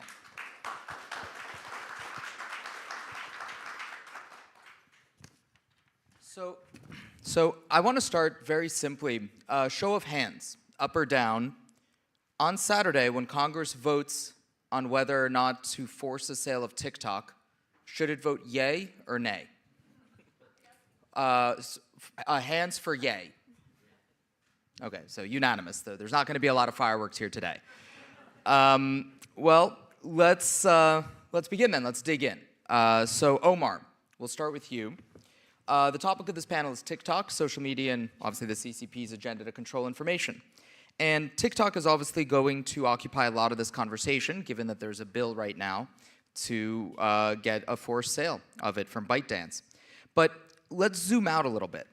When we talk about Chinese disinformation and influence operations in the US, what sorts of activities are we talking about, right? Like, can you contextualize the overall Chinese approach to disinformation in the US? Happy to. Thank you, Ariel. And let me start by just recognizing the Wiesel Foundation and my friend Alicia Wiesel. This is coming from an American citizen who grew up here, and of course, we all read the iconic book, and it had a profound impact on us tonight. And it's still something that permeates into my consciousness going forward. And so to be able to call Alicia a friend at this point in my life is an absolute honor, and I'm proud to stand alongside him on any mission. So let's place this in the context of China's broader approach to the United States and the world. And the way that I will contextualize and frame this is, let's look at what the People's Liberation Army has published. In 1999, 2 senior colonels published a book called Unrestricted Warfare, and we could call this military doctrine. I'm a reserve officer in the US Army, and so military doctrine is something that essentially becomes part of all the operations that ultimately are constructed in plans on how to deal with the world. And I'll give you just one piece of unrestricted warfare. Colonel Zhao said that the first rule of unrestricted warfare is that there are no rules. And specifically, he said nothing is forbidden in warfare. Specifically, what the Chinese government is emphasizing is non-military means, because you can't fight the United States conventionally right now and win. A great military strategist, Conrad Crane, said there's 2 ways to fight the United States: asymmetrically or stupid. So you never want to fight the United States conventionally, and so you got to use unconventional means to bring about an outcome. So when we say nothing is forbidden, we have to take our adversaries at their word. And going to TikTok, one of the highlights, I think, in the legislation is the definition of foreign adversary-controlled application. That is how TikTok is being defined. So you now have legislation with an overwhelming number of members of Congress, and this may have been lost on some of the journalists who covered this, but it's now going to be codified that China is an adversary of the United States, with just a handful of members of Congress who voted against it. And so this is an American issue, and that's the second big point I want to make today. This is an American issue. China's intimidation campaign is not just taking place overseas. We have a growing population of Uyghur Americans who are profoundly impacted by the intimidation and coercion of China here in the United States. If you all remember, not too long ago, just a few years ago, the United States shut down the Chinese consulate in Houston. The reason why is because illegal activity was rampantly running out of that consulate, including people who lied about their backgrounds and were actually military personnel of the Chinese government, harassing, intimidating, and trying to silence not just Chinese nationals in the United States, but American citizens. And so just to leave it here, to place this in context, and to emphasize again, this is an American issue, I'm just going to read you a couple lines from a State Department publication. The CCP uses its consulates to intimidate and harass U.S. nationals and Chinese nationals living in the United States. Through their so-called fox hunt teams, Beijing targets political rivals and critics of the Communist Party, such as Uyghurs and other oppressed minorities. The goal is to force these people to return to China. In one instance, according to a senior U.S. intelligence official, a consulate official in Houston tracked down someone living in the United States and tried to get him to return to China by claiming his father wanted him to return. So this is not just taking place outside our borders. This is not just a foreign affairs issue. I think that the American public needs to start to understand and accept that what is happening to Uyghurs is not just about what's happening to them overseas. They're here in the United States, and China is implementing an invisible detention camp with guards, and they're trying to enforce it out of these illegal police stations throughout the United States. So, since the conversation's about TikTok, and you've laid out, I think, a fairly broad role that China is playing here in transnational, in engaging in transnational repression, kind of very briefly, what role do you see TikTok specifically playing within that ecosystem? It's part of information warfare, and so we already have so many confirmed recorded instances of CCP-affiliated Twitter X accounts just lying and providing false information, just trying to brainwash people about what's happening or what is not happening with Uyghurs in China. And so I think I would separate this into two categories: government's role and then the role of civil society and the private sector. The government's role should be, by common sense, pretty clear, and they have the tools to counter this type of information. I know that one of the concerns in the bill was to make sure that that authority doesn't spill over onto American citizens. But the second is the role of the people. And the role of the people goes to this legislation. At the heart of this legislation and some of the debate is, there's some fear about disinformation, and I frankly don't like these words because the government keeps changing these definitions and I don't agree with all of them. But essentially, foreign hostile intelligence operations in the medium of information warfare, we have to trust the American people at some point. You can't just keep the training wheels on. And so anytime we're running from the Constitution, I do not believe the United States has ever profited from that. I do think that TikTok is a foreign adversary-controlled application, but we still have to balance our civil liberties, ensure that the Constitution, and I think that we could do that. I think that we all share the same objective. I think both sides of the aisle and all layers of our society. We want to counter foreign hostile intelligence operations here at home. We want to protect children. We want to ensure that American citizens are not censored, the Constitution is not violated, and that our civil liberties are preserved, and we can do all that and enhance our national security. Perfect. So Lydia, let's come to you for a moment. You've noted in a bunch of your reporting that it's not just TikTok that's towing the line of the PRC. You've talked about Apple, Microsoft, and so forth, and of course we know that Elon Musk is not exactly a paragon of virtue.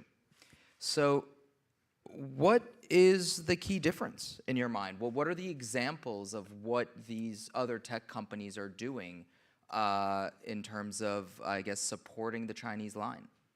Yeah, I mean, clearly we're here to talk about TikTok and how they are carrying water for the CCP, but I think it's almost just as, if not more alarming, that so many of these American companies are equally willing to carry water for the CCP and do it because it benefits their bottom line. And Apple, I think, is one offender.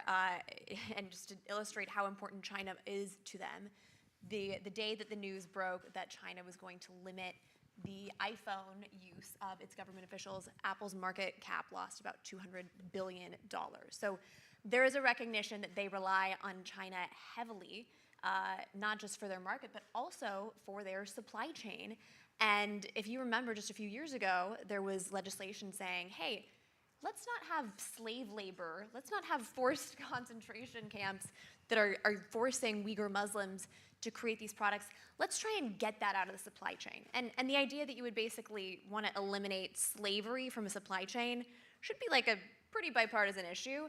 Apple tried to lobby against that. And so it's very clear that they are wildly concerned about their bottom line. And I think one of the reasons this is striking is that there's a tremendous amount of hypocrisy because in the US, they do want to present themselves as somebody who is always taking the moral high ground, right? They're very quick to say, we are opposed to racism, we're going to spend $100 million to rectify racial inequality. Tim Cook has said that, he doesn't think if somebody doesn't believe in global warming, he doesn't want you to buy their products. And so there's this discrepancy where when it's convenient and easy for them, they'll come out swinging against certain things that they perceive as unjust. But at the end of the day, when it really impacts their bottom line, they're going to fall into submission. One of the reports we noticed as well is in the wake of the Hamas attacks on October 7th, every major tech company was very quick to condemn that. Tim Cook was the only person from a tech company not to do that. And in our reporting, we found partly that was a result because China is kind of moving away from its alliance with Israel and growing closer to Iran. Tim Cook didn't want to do anything that would rock the boat. He was going to China that week to meet with these leaders. And so that clearly was much more important to him to ingratiate himself to the CCP rather than make a statement that I think most people would agree isn't that controversial. Microsoft is another offender in this regard. They want to operate even more than they do now in China. Again, this is a huge, huge market for them. And some of our reporting has showed that at least Bing, which is their search engine, basically does whatever the Chinese government says that it will do. So we know for a fact that they suppress any news or search results about Tiananmen Square or Tibet or anything that the government doesn't want its people to see. And in our reporting, we also discovered that the way that Uyghurs are portrayed in Bing in China is vastly different than the way Uyghurs are portrayed here in the US. If you Google, or sorry, I shouldn't say Google, if you look on Bing, we can use Bing as a verb, I think. Yeah, I know. Maybe that's part of why it hasn't caught on, But no, if you search on Bing for Uyghurs in China, you will only see happy, smiling, dancing Uyghurs. And any kind of result about oppression, forced labors, that is completely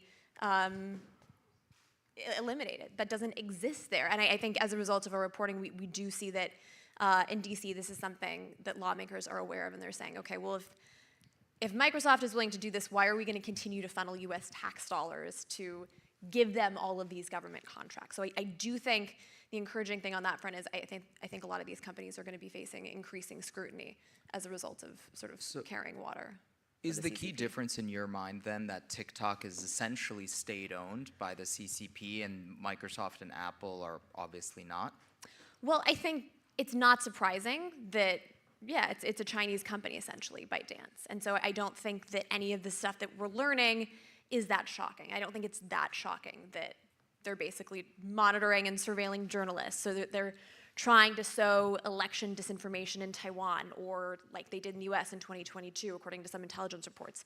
So I don't think we can be surprised by that, but I think when we have our own companies that we support, that are often getting government subsidies, government contracts, that's alarming. And again, it's the hypocrisy where these companies are very quick to condemn any injustice in America, and yet when it comes to opposing slavery, if that impacts their bottom line, it's just not worth it for them. So before moving back to TikTok, I do want to ask a final question on this, which is what can the US government do about Microsoft and Apple? I mean, obviously they can't ban them, they're American companies. So what can we do to challenge the fact that you have these huge American corporations essentially promoting the CCP line? I think in the short term, one simple solution is to say, okay, if you're going to continue to operate and kowtow to this regime, why are we going to give you government dollars? Microsoft in particular gets a lot of government contracts, and so I think trying to pressure them in that way is one sort of short-term fix. And beyond that, obviously, any sort of legislative framework that you're going to implement is going to be very complicated. So I think a short-term solution is to say, you know, you need to change what you're doing, or you're not getting any more U.S. taxpayer dollars. All right. So Julian, I want to turn to you now. You know, we've talked a lot about the forced sale of TikTok, and there have been those who have brought up the legal issues and the constitutional issues around this. So obviously, you are a resident legal expert. I wonder if you could talk a little bit about the constitutionality of such a bill. Does it raise any First Amendment issues? Are there any other issues with it? And if there are, how can they be addressed? Okay, thank you. Yeah, so let me just, I'll play lawyer for the crowd here. But bear with me. I'm a law professor, so I spend my time teaching law, so this is a good role for me. Just quickly, I also want to thank my friend Alicia for inviting me to participate, and everyone who organized this incredible event. This is really an important event. I'm really honored to be asked to be part of this. Okay, so let me just quickly situate myself. I would put myself as a reluctant supporter of the bill to ban TikTok. And I guess the key thing that I think, the way I think about this is, I think 10 years ago, there's no chance I support this bill. I don't think what's changed for me, and what I think has changed a lot for many people who follow China, is our views of the Chinese government have changed, frankly, over the past 10 years, at least for me, in a dramatic way. I've lived in China, I've taught in China, I have family in China, so I have some connections to China. I've even traveled to Xinjiang. So I think I've spent a lot of time thinking about China, and I think what the TikTok bill represents, I think, is a shift in American thinking that China is, I think to put it in your terms, really becoming a foreign adversary. Like maybe if they hadn't already, this is a way to put that into law, and that actually affects the legal status of a bill like this. I think the way I think about this bill is that, for me, what makes it persuasive is that it's constitutional, is that the U.S. has historically restricted foreign ownership of many industries within the United States. We don't think about this, but for instance, broadcast television, ABC, if you want a license to broadcast ABC, you can't have more than 20% foreign ownership, right? An airline, there's a reason why we don't get to have Singapore Air in the United States. It's because we're stuck with Delta United, but that's because there are restrictions on foreign ownership of an airline. But if you think about that, then why would you then feel like it's a problem to have a restriction of foreign ownership, a limitation of foreign ownership on a social media app, right? I think that's the strongest case for the legality, I think, of this bill, is that we do this all the time in other industries. Why wouldn't we be able to do this here? Now, let me just quickly say, though, having said that, I think that this bill is actually better than those laws because it's narrower. It focuses not on any foreign country, but actually countries that we designate as foreign adversaries. And so therefore, it's not just saying all foreigners are dangerous. It's trying to distinguish between countries that are allies. Like, for instance, I don't think if there's a Canadian-controlled company, I just don't think we have this conversation, right? I don't think so. Now, maybe, some people don't like Canadians, but I feel like it's not the same, right? And I think there's a reason for that. And that's why I think the TikTok bill is not even about TikTok. I don't think the problem is TikTok. The problem is the Chinese government and what the Chinese government can do. And I think that's what will probably ultimately save the day, because I think there are some serious First Amendment challenges. Whenever the government takes an action that has the result of limiting speech, the court's going to look at it. There's a First Amendment concern. The government needs to offer a legitimate, compelling rationale for why it needs to take this action that would nonetheless inhibit or limit or make it harder for people to speak, for Americans to speak. And the answer has got to be, in my view, because the Chinese government poses a real threat to the United States. And that's the focus. And I'll just put one last thing. To be honest, I'm actually worried about the argument about disinformation, because the US government, the courts have always said that disinformation is protected. Like, you can lie all you want. It's protected by the First Amendment. But what I think makes a difference, and this is where I think the Uyghur story comes in and makes a difference. No group has probably been subject to more surveillance through Chinese government use of technological apps, mostly WeChat probably, not TikTok. But the point is that the Chinese government is willing, able, and has been proven to use its power through apps like WeChat and probably through TikTok to harass, surveil, and threaten American citizens or American residents. And the Uyghurs have probably the best example of this happening in the United States.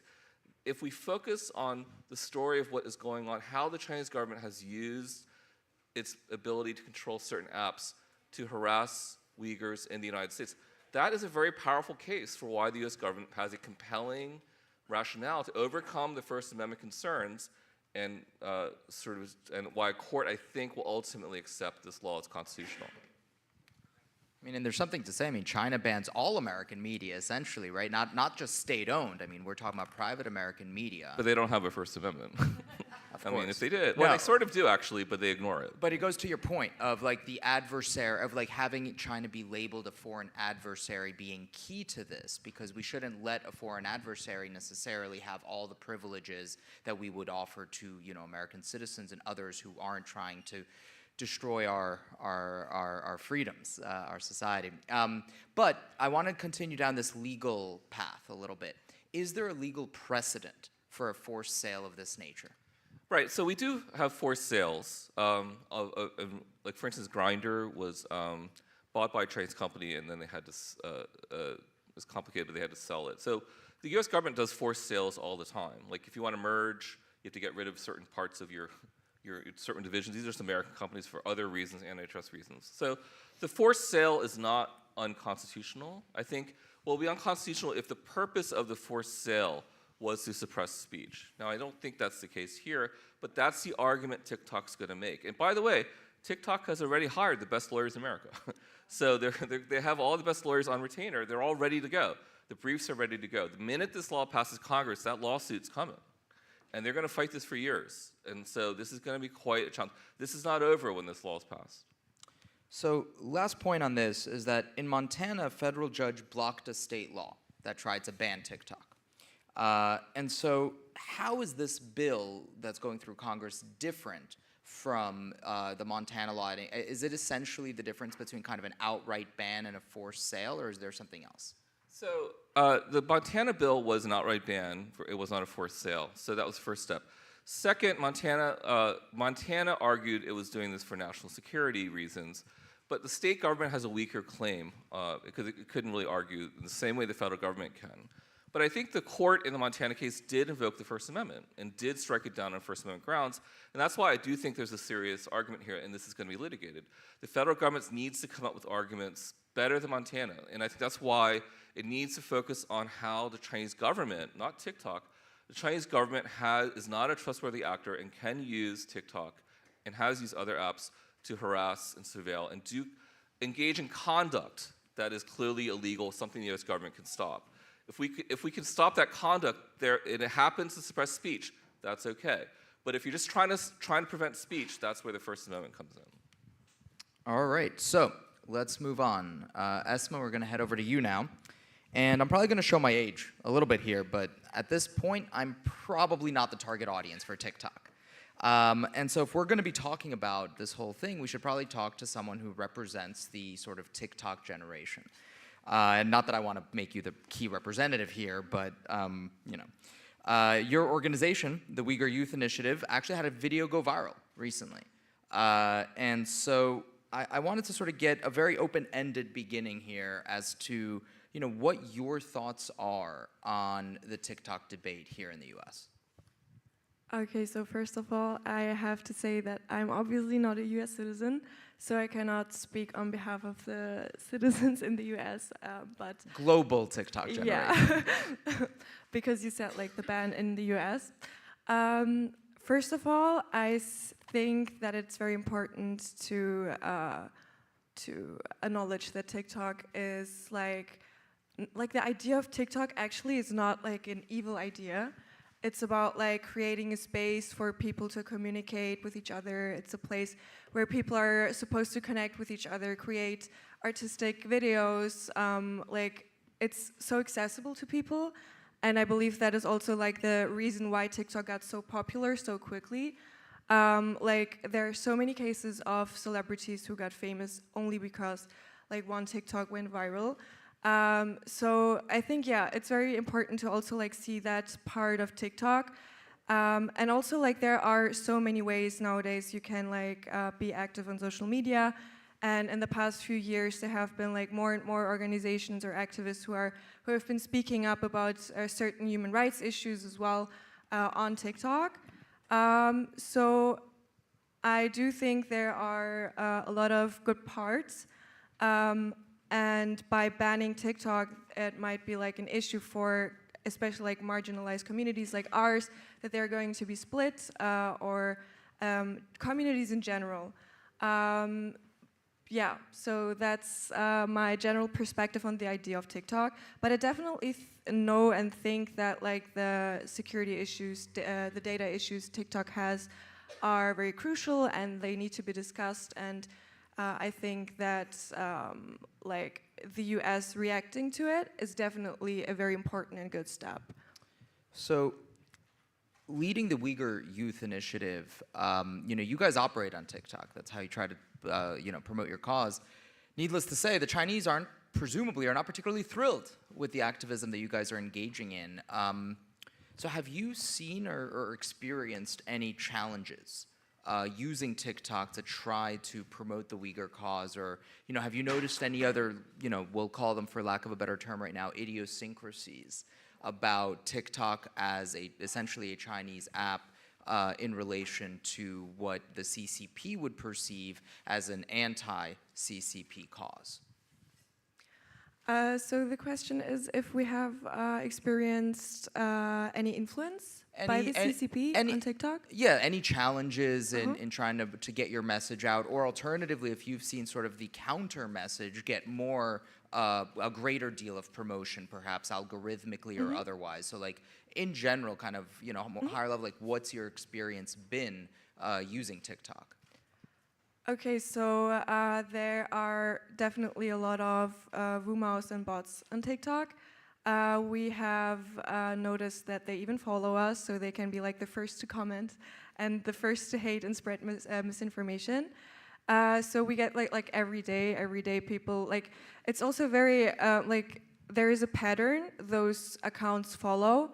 By like the way they accuse us, like most of the times it's that we're working for the CIA and that we're getting US money, or another one is that we are just spreading Western propaganda because we live in Germany and there's no way that like we are getting oppressed or something. So that's like the two things we hear most of the times. And that can be very, very challenging on TikTok, especially because when we like read our comments, most of the times we only see like very negative comments by like people like that. There are also accounts on TikTok that are actively posting videos against us, where they're stitching our videos, which means like they're reacting on our videos, and yeah, just like repeating this Chinese propaganda over and over again. But there are also like our strategy when it comes to TikTok, because you mentioned the algorithm, and I think the algorithm is something that makes TikTok to such like a unique and efficient kind of app. Because in the end of the day, TikTok is just like a company, and they their goal number one is to like make their users stay on their app as long as possible, and they do that by like by having this very almost perfect working algorithm. That means like whenever someone, like a user of TikTok, interacts with a video on TikTok, the data gets saved, and TikTok is only going to recommend you videos based on that data. So that's how the algorithm works, and that means, like, for example, when there are trends, trends are going to be pushed by TikTok because TikTok knows that people are going to interact a lot more with those kind of videos. And that's like kind of where we try to use that for our advantage. because we know, like, especially as youth, we have grown up with social media and we know what other people like to watch. We know how their algorithm kind of works. We have like kind of like this intuitive feeling for it. So we try to, try to think of ways we can use those trends for our advantage, which can be also kind of challenging because most of the times trends on TikTok are very superficial. They're about lifestyle, about relationships, about traveling or food. So we have to like think about like ways we can kind of make that fit into our very specific topic, very specific cause of human rights issues in East Turkestan. Yeah. So do you try to connect them to like lifestyle issues, No, fashion, food? It depends. It depends. Like there is not something. Sometimes we're just trying to like play a little bit with the trend. Sometimes it's also like very easy to kind of adjust it because it's like about food, so we can like just post Uyghur food to it. But most of the times, we try to like also make sarcastic kind of videos and like kind of make fun of the trends because trends can be so, like as I said, like they're so superficial 90 times of the time, and people oftentimes forget that there are more important issues than what outfit to wear. Yeah, like when Osama bin Laden was trending on TikTok. It's a separate thing in the U.S. a while back. So transitioning on now to Jacob. We actually haven't yet addressed the fact that the forced sale is entirely bipartisan. That's pretty unusual. I'm pretty sure that if one side were to say the sky was blue, pretty sure the other would say red, just to stick it to their opponents. So Jacob, you sit on the congressionally appointed U.S.-China Economic and Security Review Commission, which published its 800-page annual report back in November. So I'm sure it's a page turner, and I'm sure most people here have already read all of it. But on the off chance a few of us have shirked our duties and have not done the homework, can you offer a little bit of a summary for why members in Congress on both sides are clearly in favor of this forced sale? Yeah, and I'm going to speak on my own behalf because obviously the U.S.-China Commission has 12 commissioners. I'm one of 12. Our report did include a recommendation on legislative restrictions on Chinese social media companies on grounds of national security. First of all, I want to start by thanking the Elie Wiesel Foundation for hosting us. My husband and I's son is named Eli, in part after Elie Wiesel's legacy. When I was a college student, I listened to Elie Wiesel travel back to the concentration camps where his father passed away and listened to him as he said, "I wish I could tell my father and go to my father's grave and talk to him and tell him, Dad, the world has changed, but it hasn't." And a decade later, after he spoke those words, it came out, public reports came out that ByteDance was using its control of Chinese apps in China in order to help the Chinese Communist Party identify and track Uyghur women of childbearing age in order to deport them to effectively modern-day concentration camps. So now we're here having a debate about the TikTok bill in the United States. TikTok is a national security threat to the United States, and the reason is that ByteDance does the bidding of the Chinese Communist Party. We know this because the Chinese government says so.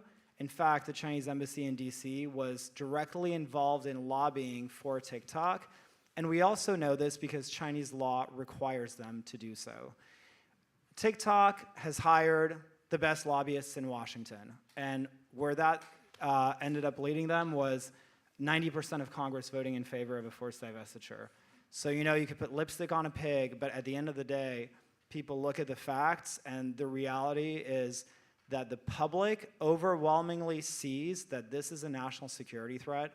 We have, for a very long time in this country, had a long tradition of passing laws when national security is at stake, whether it's sanctions on Russian oil companies or Russian banks, limitations on the foreign ownership of media companies or airports or our seaports, and this is no different.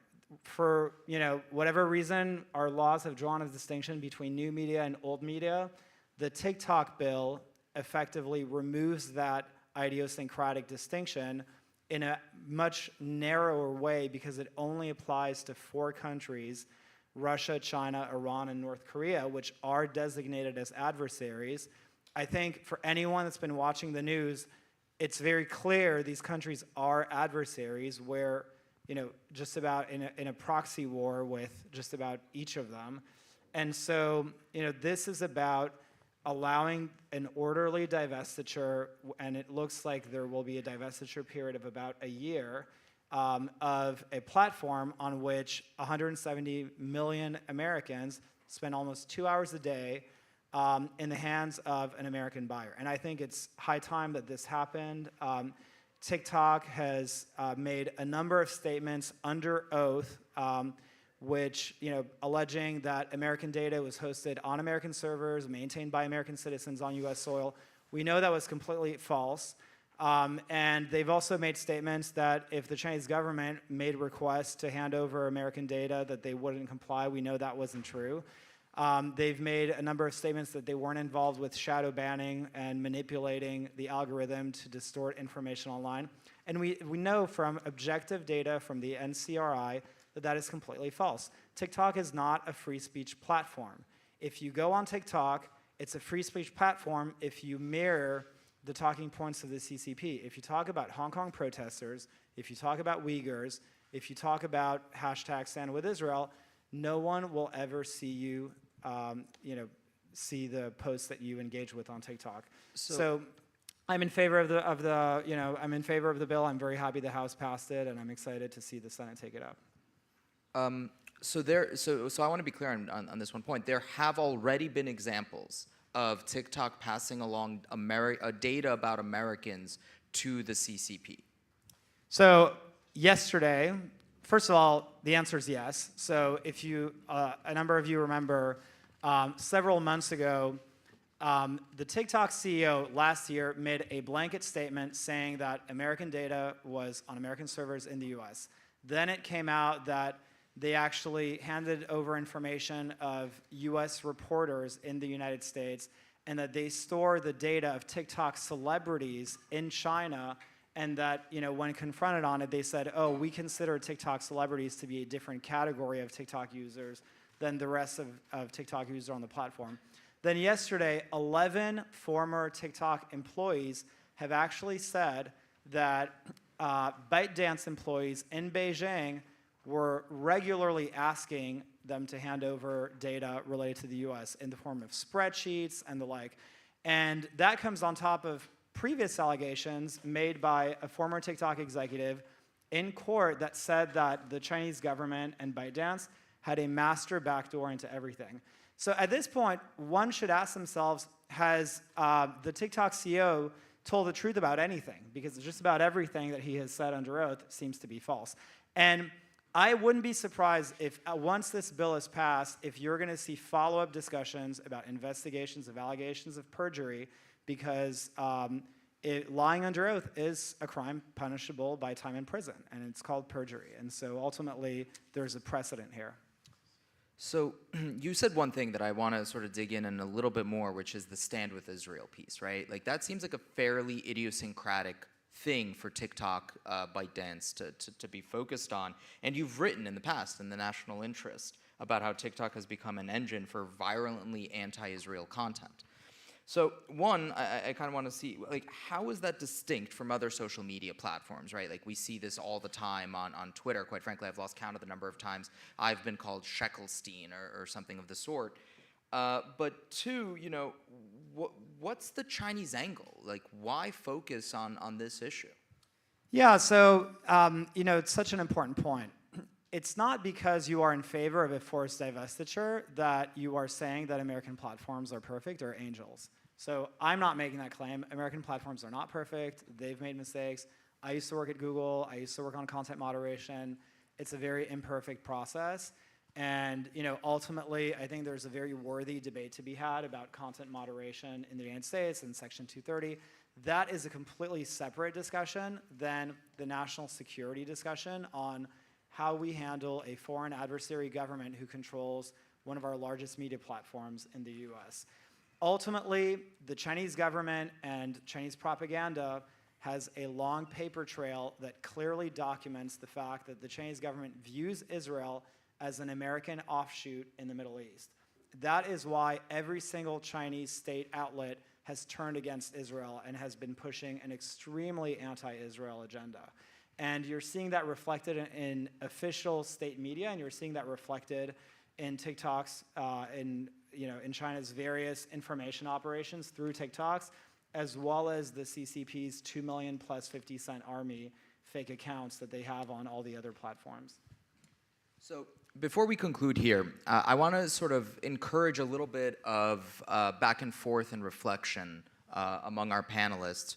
And I want to broaden out the question a little bit. We've talked a fair bit about TikTok, so let's think a little bit more broadly about Chinese information operations, right? So we'll go sort of one by one, and if there was one thing that you would want the audience here today to take away about Chinese, and we can even broaden it further, let's say adversarial information war efforts in the US that relate to the American people and American interests, what would that thing be? And, or if you would like to respond to something that another panelist has said, this would be your chance to do so. So why don't we start with you?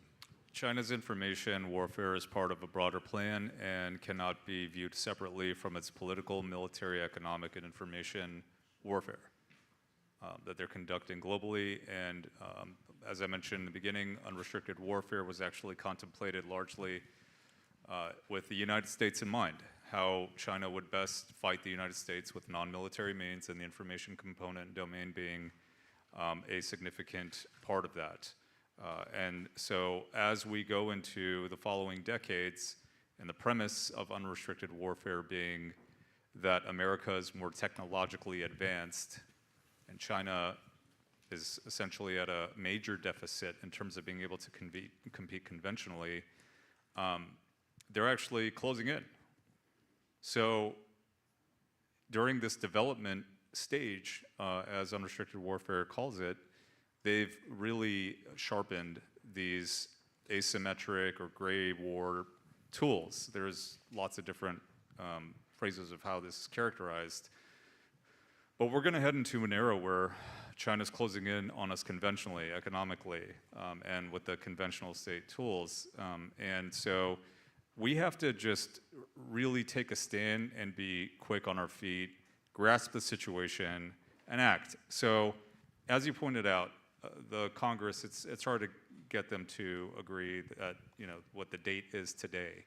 The fact that this was overwhelmingly voted on in a bipartisan manner, I think gives me optimism in terms of the direction that we could go in, informed by the report that we heard about and other pieces of work that are credible and give us a path on a factual basis. But ultimately, it's going to take the will of the people in America. We're not going to be able to solve this problem. We're not going to be able to defeat China's information war. We're not going to be able to liberate the Uyghurs in China or in the United States if the American people don't guide us like they did with the vote on HR 7521 that the Senate is going to vote on. All right, thank you. Julian. So, I think this is hard. I think what I worry about in the battle against Chinese disinformation, which I think is real, it would be nice to be just like China and just ban everything that's bad, but that's why we're not China. So this is the dilemma. I think actually Chinese information operations, a lot of their mass media stuff is terrible. Like, no one watches it. It's just not good. And it's just not very good. Here's what I do worry about. The Chinese government has been really good at influencing American elites, primarily business elites, and mostly through business connections and incentives, and also flattery and, hey, if you come to China, and only you understand China, it's great. Unlike those people who study China, you really understand. So this type of stuff really works with CEOs of companies, but not with average people in America who actually are not that impressed by this. The other group, though, I think is ignored, and here I think this is just, I'm a Chinese American, I'm worried about this. And actually, the app that really is most influential amongst Chinese Americans is not TikTok, it's WeChat. WeChat is the one that has huge impact on the views about China in the Chinese American community, which is a large community, which is, frankly, more pro-China than it ought to be. And I think in part because Chinese language media is very pro-CCP, and WeChat is actually manipulated, we have a lot of evidence, by the Chinese government in a way that really influences the opinions, the views of Chinese Americans. I know those people in my own sort of, my father's, generation, the family. These are not people who are, they've been living in America 50 years, but they'll believe anything they see on WeChat, right? Because it's in Chinese. So I think and that group is not something to be ignored. That's 10 million Americans at least. And I think that's the type of thing we need to be we need to be careful when we think about battling Chinese information operations to focus on working effective. So I'll just say one last thing. I think the story of the Uyghurs, focusing on what the Chinese government has done to the Uyghurs is very powerful. It's a way to cut through some of the insanity and stupidity and focus on something that I think everyone agrees the Chinese government has done. They kind of admit they've done it, and it's really bad. It's indefensible. And I think if we can cut through that kind of story can cut through and really undermine the story, the narrative that the Chinese government is trying to tell.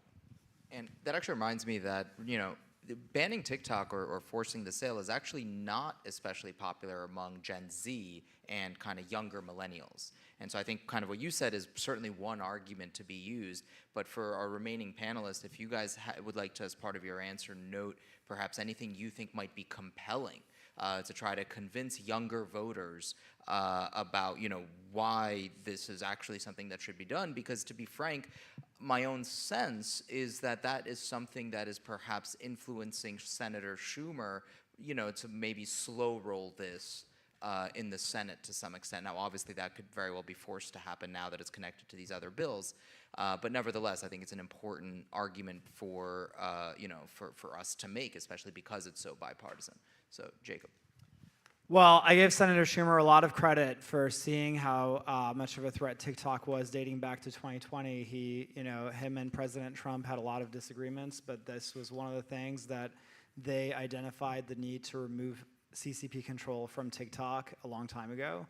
I think it's in the preamble of our Constitution that a fundamental purpose of the United States government is to provide for the common defense. And that is fundamentally what this bill does. And you're seeing a moment of extraordinary bipartisan unity in Congress, which you rarely ever get nowadays. And I think that should be celebrated at a time when there was so much cynicism about the fact that Congress would actually move forward with something like this, because the prevailing narrative was that members of Congress would ultimately be deterred and too afraid to alienate Gen Zers and would avoid taking a vote that would be that could be politically risky. They actually did it by over 90% margin. So I also think there's a bit of a false narrative about how politically risky the vote is. The House of Representatives, it's a general rule of American politics. The House of Representatives is actually a pretty accurate reflection of where public sentiment is. They are running for re-election all the time. They talk to their constituents every day. They're in their living rooms. They do fundraisers. They take their phone calls. They voted by over 90% margins because it's very popular. And so ultimately, you saw that reflected in the House. I'm confident that it's going to be, that popularity will move over to the Senate as well. And I'm excited to see America come together on such an important national security issue. All right. Yeah, I think there certainly are people in Gen Z who would be very opposed to this, but overwhelmingly Americans are actually in support of this. And of course, it's not just a ban. There's a great likelihood that it would be divested and that people would continue to use TikTok the same way. It's just we wouldn't be giving all of this data or influence to a foreign adversary. So I think that is a very important thing to keep in mind. And it's interesting because there were a lot of lawmakers who initially were kind of on the fence about where they were going to land on this issue because they were concerned about their political future.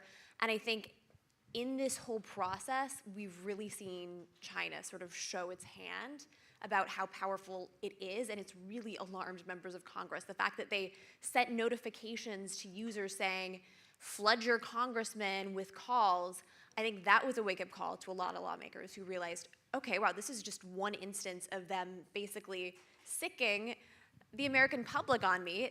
This is clearly a very powerful tool. The fact that you have Jeffrey Yoss, who's one of the most important billionaire GOP donors, threatening members of Congress, saying he's not going to support them, that I think had the opposite of the intended effect, where people realize, I don't want to put up with this. And so I think a lot of people who were on the fence have realized, okay, this actually is very problematic. And I think there were a lot of concerns in an election year that it would be difficult to make this kind of move. And I think what we're realizing is it's so much more important to get this done in an election year because, again, we have data and we have reports that suggest the CCP, through TikTok, has tried to influence elections already in 2022 and in Taiwan. And I think if this was 2016 and we knew it was happening with the Russian disinformation campaign on Facebook, we would do everything we possibly could to prevent that from happening. So that's kind of the situation we find ourselves in now. And I think people see that and they realize, okay, we want to rein this in before it potentially sways some sort of election this year. All right, Esma. Thank you. I would like to comment on something Jacob said before earlier on that it is very hard or almost impossible for people to raise awareness about issues like Uyghur issues or Tibetan issues or Hong Konger issues. I think that it is in general very important as well to kind of educate the youth and the users on how to use platforms and social media platforms in general, how to deal with those kind of issues like data issues, security issues. Yeah, I think education is something that plays also a big role, but also because of that, I think that there are a lot of loopholes in TikTok as well, like ways you can kind of use TikTok's algorithm for your advantage. You can definitely talk about the Uyghur cause. You can definitely talk about Tibetans or against the CCP if you try to find the right ways. You can, you can kind of get into that loophole. And I think that is very important because TikTok's algorithm is very toxic. It is very damaging for, first of all, for the privacy of the users, but also when it comes to addiction, there's a very high addiction risk as well. So the algorithm is very dangerous, but if people, the users get educated on how to use that toxic algorithm and how to try to hop on those trends in order to raise awareness, it can be very, very powerful. And especially, for example, with the, a very, very strong example that speaks for that is the Palestine movement on TikTok. There is a feature on TikTok where you can create not only videos but also filters. And after the Palestine cause, there has been a filter going viral called Filter for, I think it was called Filter for Good. And a user on TikTok created that filter in order to spread awareness. And it, the whole process is you use the filter and you can automatically donate money to Palestine. And that is for example, one campaign that definitely worked out. And you need, within 3 months, you need 500,000 users. And the girl on TikTok, she managed to get over 11 million people to use her filter for good. And they could donate more than $40,000, I think, or $14,000 through this filter. And that is, for example, one way you can definitely do that. Also with the viral video, it was just one very, very simple trend, very simple trend where you just say, of course I am that, of course I'm that. But it worked out because people got curious, and as long as you don't say any very visual stuff, because videos where you say, yeah, Uyghurs are getting killed, those videos are definitely getting banned or taken out because you cannot say something like that. And that is very I think you can also argument on that because there are kids on the app as well. But if you try to find those loopholes, you can kind of still try to raise awareness, and that's what I wanted to add it. Although, and just to, I'm imagining what Jacob might also respond with, which is, of course, that the Palestine point is something that, of course, the Chinese algorithm would presumably want to amplify, right? It would be very much. Oh, sorry, but we also created a filter, just to add on that, because the Palestine filter, of course, that makes sense. But we also created a filter, I think almost 2 weeks ago, or almost 3 weeks ago, which is called Filter for Freedom. And it's a doppler for freedom, and it's a little game where you just have to tilt your head in order to collect fruits. And we have managed to also get more than 50,000 users to use that filter as well. And like the statistics of our TikTok channel is also showing us that it doesn't only work out for causes that China supports directly, but also for our cause. We have gained over 50,000 followers on TikTok, even though we're an Uyghur activism community. We have over 10 million views on TikTok, and TikTok is still not banning us. We're not having any problems with that. Only videos where we are like actively mentioning words like killing are getting banned, or like genocide. But otherwise, I think it's very important to keep in mind that it is working out. The statistics are definitely speaking for themselves. And I would just add kudos to all the work that you're doing. I would argue that American citizens in the United States should not be working around the loopholes of China's censorship laws. So. But it is definitely an effective way you can use Chinese weapons in order to kind of fight against them. If there is TikTok, and if youth are on TikTok anyways, why shouldn't they use it in order to raise awareness and kind of get to know the algorithm more, so they know how to kind of fight against the toxic algorithm, by taking advantage. I'm going to go on a limb and predict that your number of viewership will do very, very well and could even double or triple in the hands of an American company. So. All right. And I think with that, we can thank our panel. Thank you all. And thank you to the audience. Of course, TikTok is not the only social media risk out there. There are other dictatorships also trying to take advantage of the U.S. And so it's important for all of us, I think, to recognize this coalition, essentially, of how they work together to support one another. So again, thank you, everyone. And I think that's it. Thank you to our speakers. Just housekeeping announcement. We're going to go for a 10-minute break, and then we'll come back here for our last panel, which is an interfaith roundtable. And then we'll also end with the vigil. So the candle vigil will be here after the last panel. So let's come back here in 10 minutes. Thank you.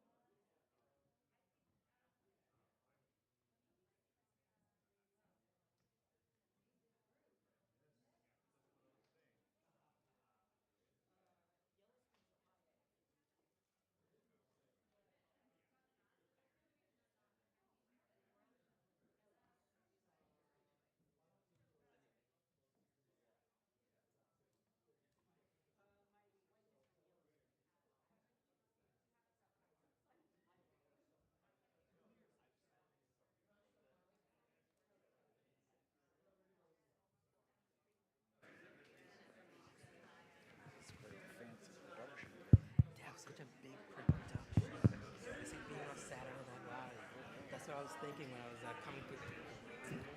Wasn't for other stages, I've just walked up. And you're just like, hey, and I just come from back the corner. Like, you're on in 5, and then the cameras are really bright. Hopefully the light is flattering. It takes off a few pounds from me. I like to look thin on the camera.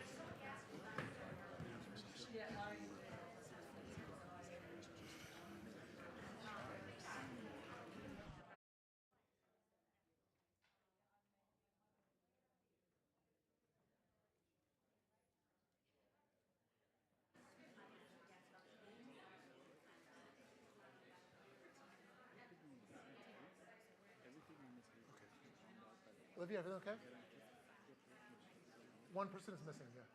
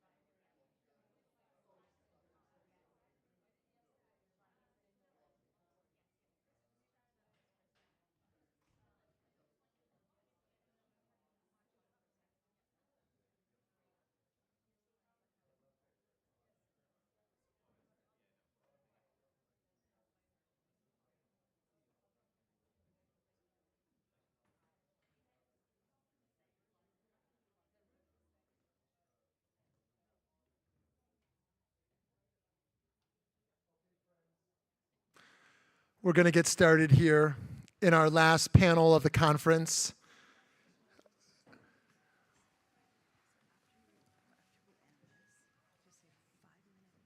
Oh, there is a break. Okay. Oh, okay, perfect. Okay, friends, our last panel of the conference, which will be followed by a 5-minute break. Just a 5-minute break, and then our little vigil, prayer vigil to end out this very, very powerful conference. If, like me, you've been here for the full 2 days, your heart is overflowing, your mind is bursting with ideas and passion. And it's great to have Jews and Muslims and Christians, leaders, faith leaders, up here on the stage together in total solidarity with our Uyghur community. And before we get to hear from our wonderful panelists, I just want to share one little thought on Passover, since it's on Monday night and it's very much on my mind, which is one of the problems with fantasies, being drunk with dreams and fantasies, is that what's often included in the fantasy is the person to blame when the fantasy doesn't come true, the scapegoat, right? And we see that in America today. If you take, for example, something like the need for extreme anti-refugee activists, they need the refugee, because that enables them to hold their fantasy together, which can never fully be achieved. So Pharaoh actually says his fear is that they are going to Allah min ha'aretz, which is typically translated as rise up from the land. They're going to rise up for the land and attack us. But the other way to read Allah min ha'aretz is actually that they're going to go up from the land, which means the unconscious desire of Pharaoh is not that the people are going to stay and become too big and overtake the Egyptian society, but that they're actually going to leave. The fear is that they're going to leave. And as we look at our Uyghur brothers and sisters, what is the Chinese government's unconscious fantasy, unconscious fear of such a population? Is it that they're going to stay and overtake Chinese society? Or is it actually that they're going to leave as a scapegoat, as forced labor? There's actually an unconscious need to hold the Chinese Communist Party's fantasy together with the oppression of the Uyghurs. So that's something I'm thinking about. How do we speak truth to power of the Pharaoh with such unconscious fantasies? But because this is faith, I think something else that is the role of faith is to not only speak truth to power, but to ask ourselves, where is there a Pharaoh still within me? Where is the force of oppression still on some level within me that I am complicit also in some of the great atrocities of our time? It's to speak truth to power, but have the humility to hold ourselves accountable as well. And so, friends, I'm here with an esteemed group of faith leaders across our Abrahamic cousins.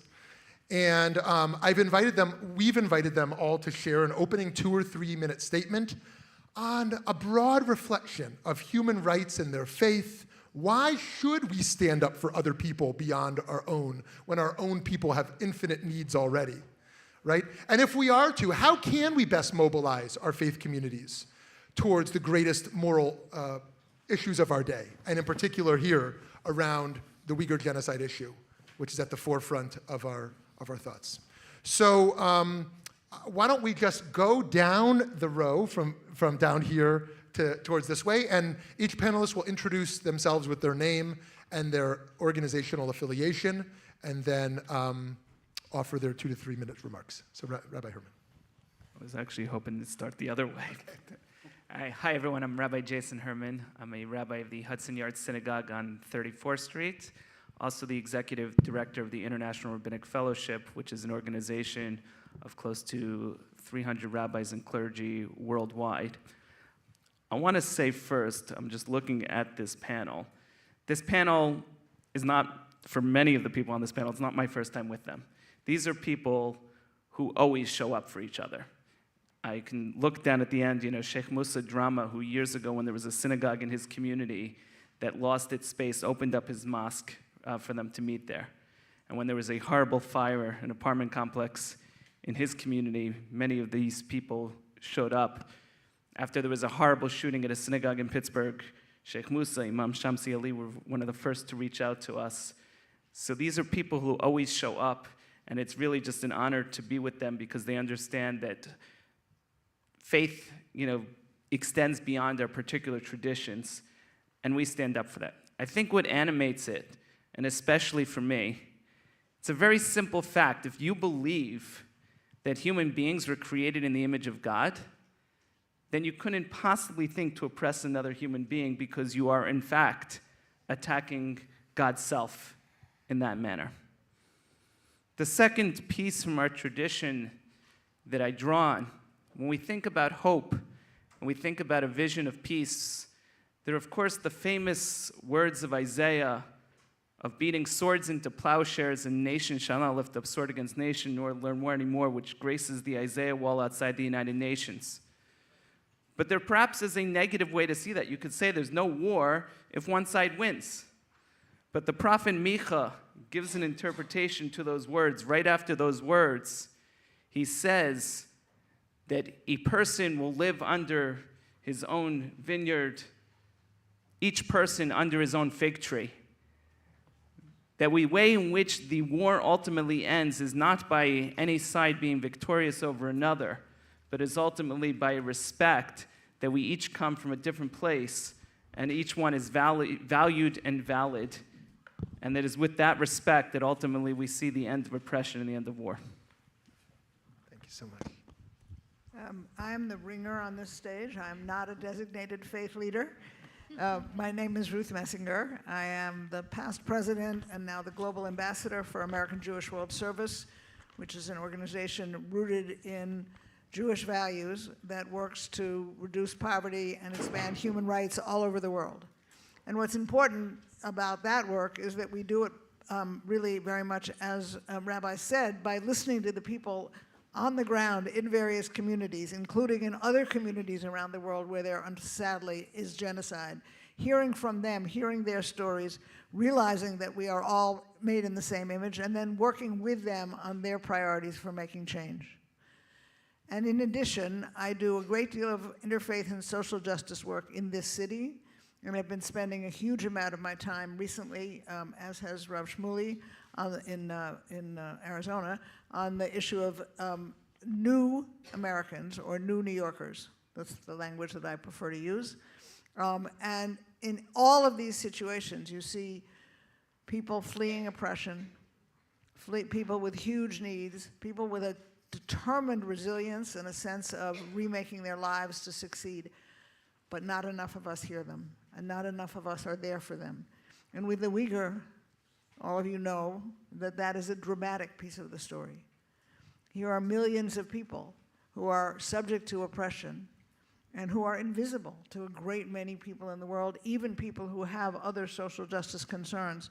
Somehow, this vast population suffering unbelievable oppression and fear is not seen and heard. So I add to my commitment to this work that all of us have an ongoing educational job to do.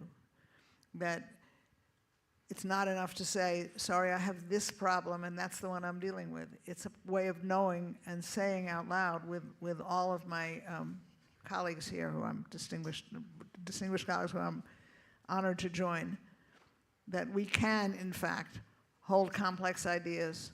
We can, in fact, know about various and different situations. We can't work to solve them all, but we can be in accompaniment with the people in this world who are in the greatest need for our love and care and attention, and the Uyghur are very much there. And I commit to being sure that I talk about this population and urge other people to recognize its existence and its gross needs. Thank you. Well, thank you for the opportunity to be here today with this very distinguished group of leaders on the stage. My name is Brother Dan Gardner. I'm a De La Salle Christian Brother, which is a Roman Catholic religious order, and I work up at Manhattan College in the Bronx.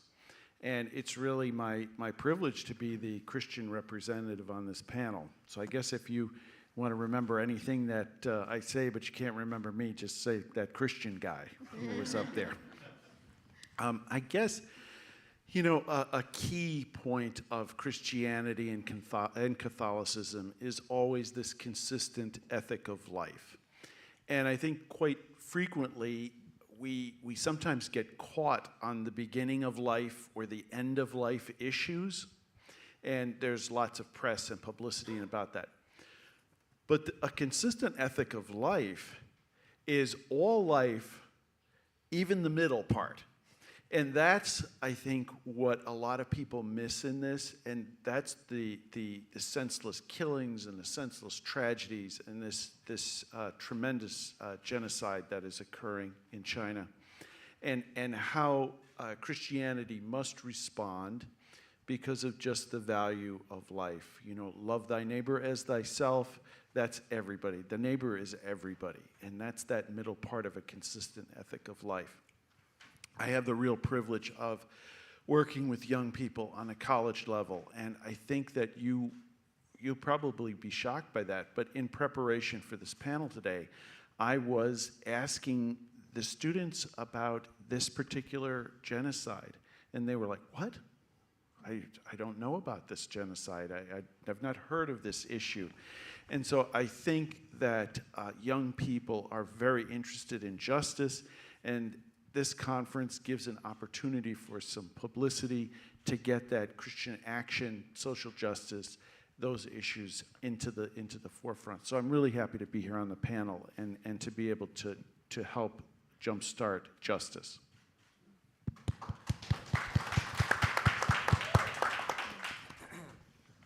Hi, everyone. My name is also Dan. My full name is Daniel Khan, or Dan Khan for short. I am a deputy director at the Muslim American Leadership Alliance. And this conference really hits home for me on many fronts. I'm a Muslim American, so seeing other Muslims from different parts of the world suffer, it tears me up inside. But also, I'm a disabled veteran. I served in the United States Army for a few years on active duty. And in 2015, our government systems were hacked successfully by a Chinese state-sponsored attack, which stole my information, my family's information, and they sold that to terrorist organizations and other countries around the world. So, I can't return to the Middle East, I can't return to Pakistan because of that, out of fear of being kidnapped or put in prison, whatever the government may do. So that, I really relate with the Uyghur people on that. You're not alone. There are allies with you. And a thing I believe at Mala is allyship. We are strong allies with people of different faiths, with Christians, with especially Jewish people during hard times like this. We still fight anti-Semitism. I think it's one of our core principles to be an interfaith organization, to fight hatred wherever it is. I fight Islamophobia when I go to Jewish organizations. I fight anti-Semitism when I go to Muslim organizations. I think partnership and empathy is really important in times like this where social media has made things very divisive. We need to show solidarity. We need to stick together, not be afraid of the trolls on the internet who say horrible things. Just, reach out to each other, empathize, and help each other out.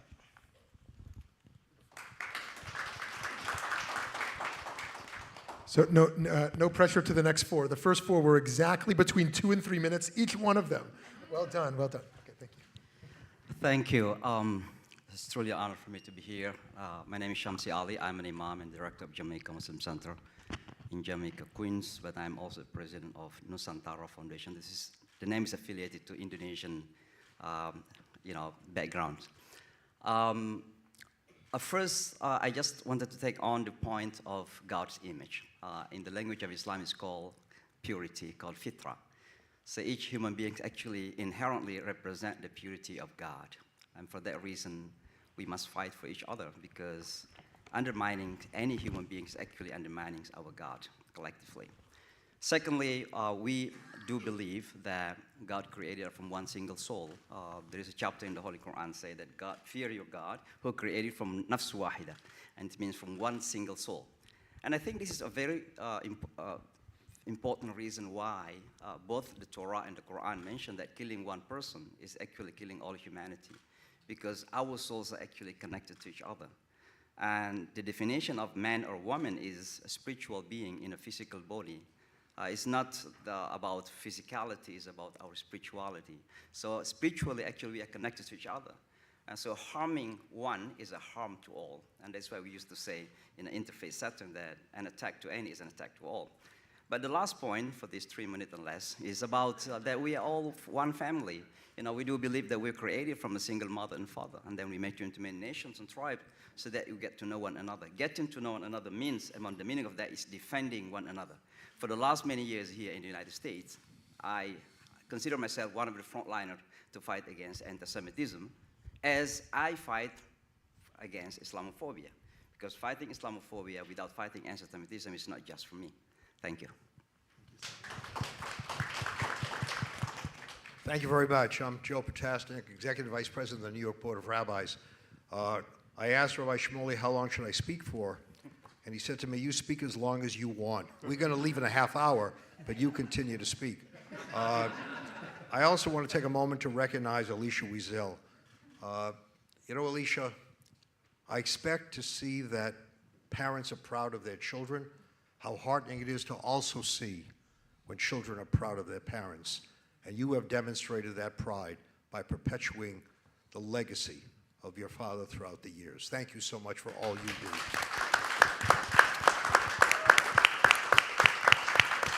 I remember years ago, being at the 92nd Street Y, I told Alicia one day, his father of blessed memory quoted something in the Talmud. The story of two people in a desert, one canteen of water. If one drinks, one survives. If both drink, both die.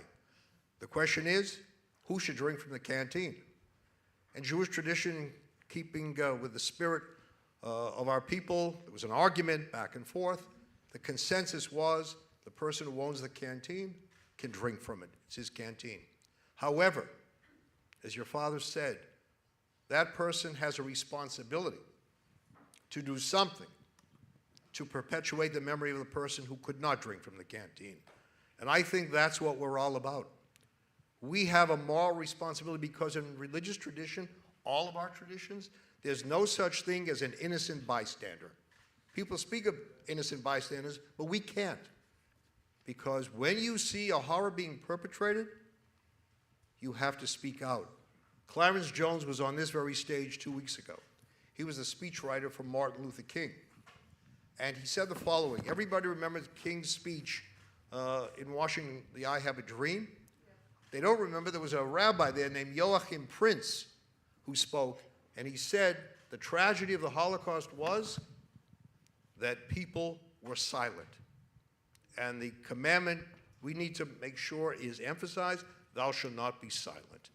So we come here not just to speak, but frankly to shout.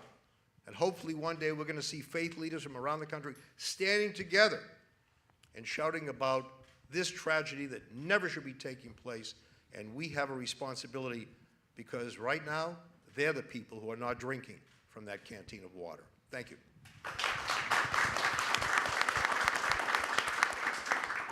Wonderful. I'm honored to be sitting among this group of holy people.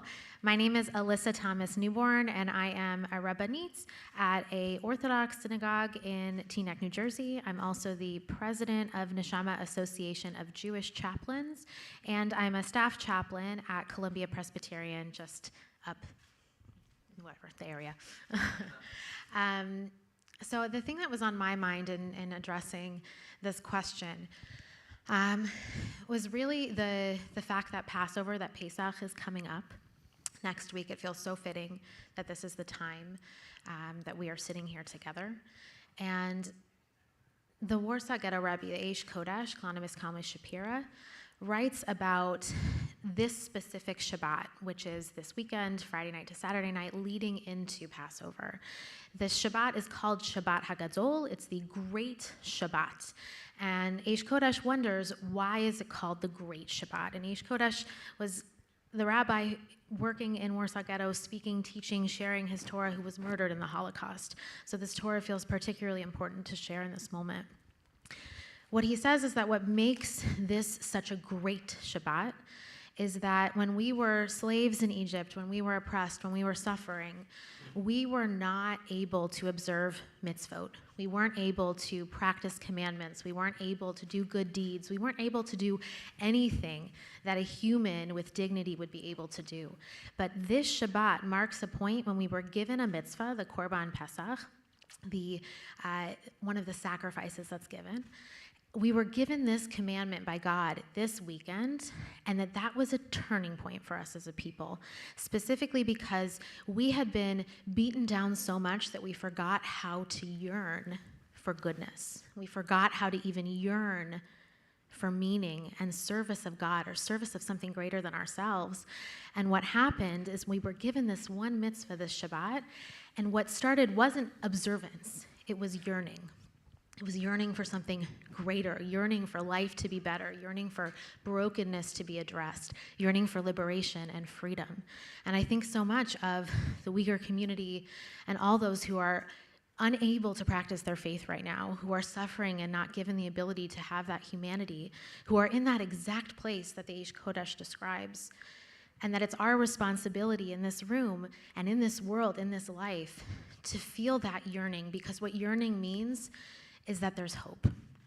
We recognize brokenness, we recognize evil, we recognize destruction, and we're ready to respond to it. We may not have all the answers, but we will act. Our individual communities will respond, because that's what greatness is. That's what a people is when we are worthy of truly being redeemed. So my prayer is that as we have these conversations and as we reach the end of this holy conference, that we have that ability to yearn for something greater and make a commitment in our hearts and in our communities to act on it.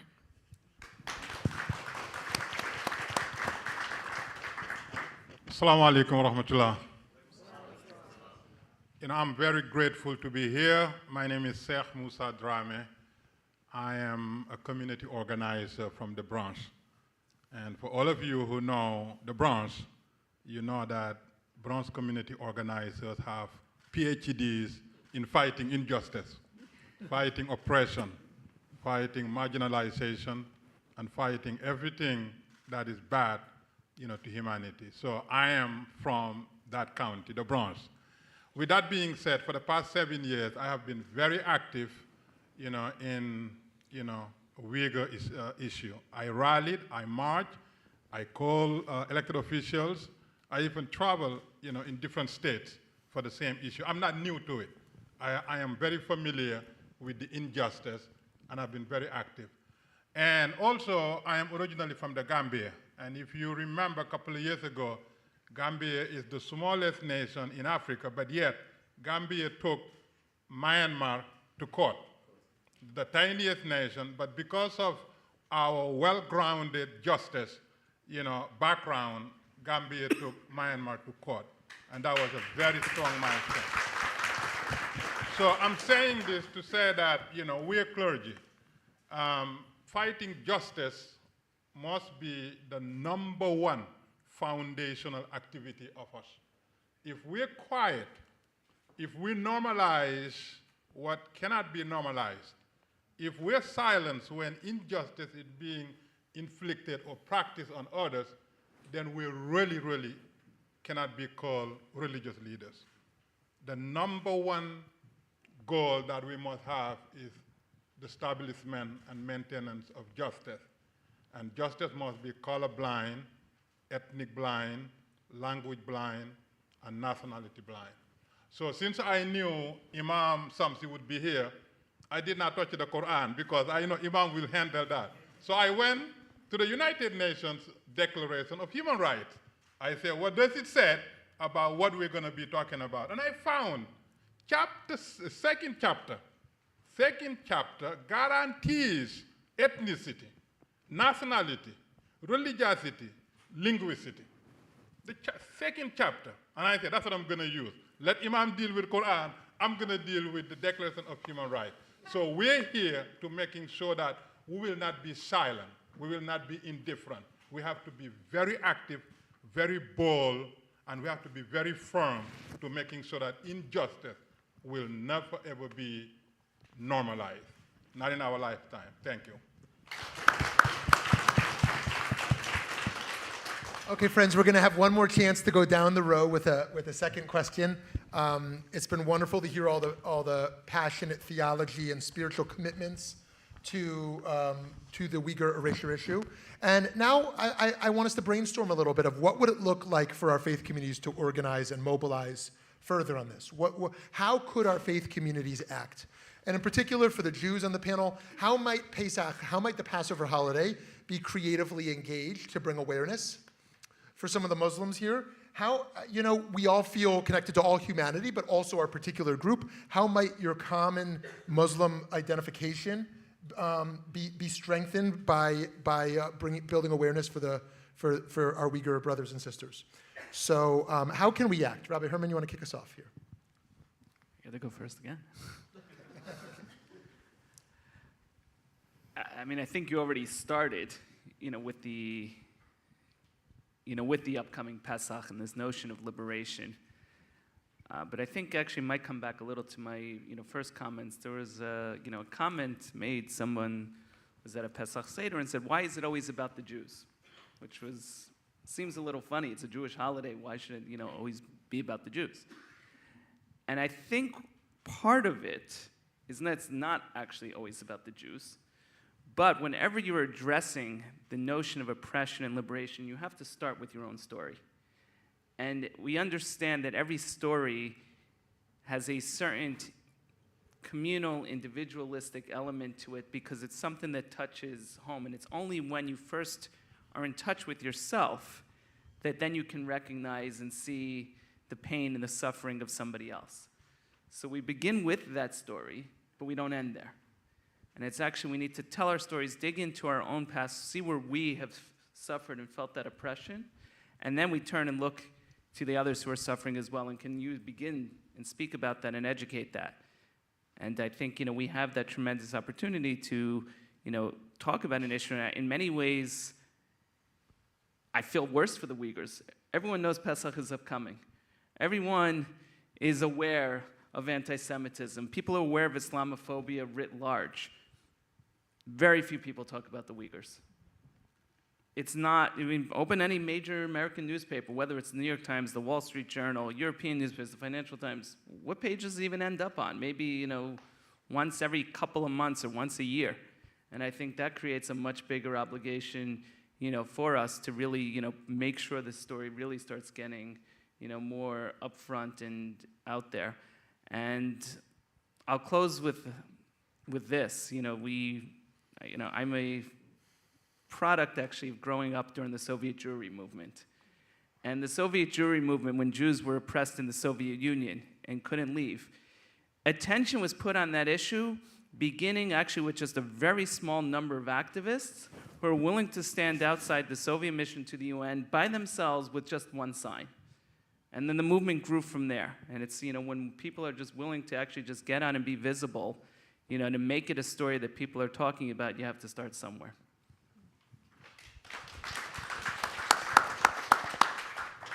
So a few comments. First, directly to your charge and to what the rabbi already said. Pesach has several moments in the existing service around a table with good food. Usually you have to do the service before the food. So the question is, how much can you pack in quickly before everyone dies of hunger? Just a joke, obviously. But the charge for Passover is basically tell the story. And so I think it's just a question of what story we choose to tell. And we can tell our story over and over again, or we can say sadly, this is a story of the repeated failure of human beings to not care sufficiently for each other, to pursue violence and oppression. And those are the stories we tell. And I'm one of many, many, many people in the Jewish community who rewrite the story every year to urge the people at my table before they get my really good food, and I make homemade gefilte fish, listen to stories and to hear some of the connections. So that's what I would say directly to answer your question. But a quick comment on some of my co-panelists. First of all, thank you for quoting the Declaration of Human Rights. I just want to make sure you all know it was written by a woman. Eleanor Roosevelt wrote the Declaration of Human Rights and was the strongest voice in her husband's administration for justice. So that's important. Rabbi Potasnik quoted Rabbi Prince, who spoke before Martin Luther King. My favorite quote from Rabbi Prince's speech, which is directly relevant to this question of the Uyghurs, is neighbor is not a geographic concept, it's a moral one. So morally, we are all connected, and we need to act on that understanding. And then, since we are at this amazing assemblage organized by the Wiesel Foundation, I would just remind you that Elie Wiesel said, "There may be times when we are powerless to prevent injustice, but there must never be a time when we fail to protest."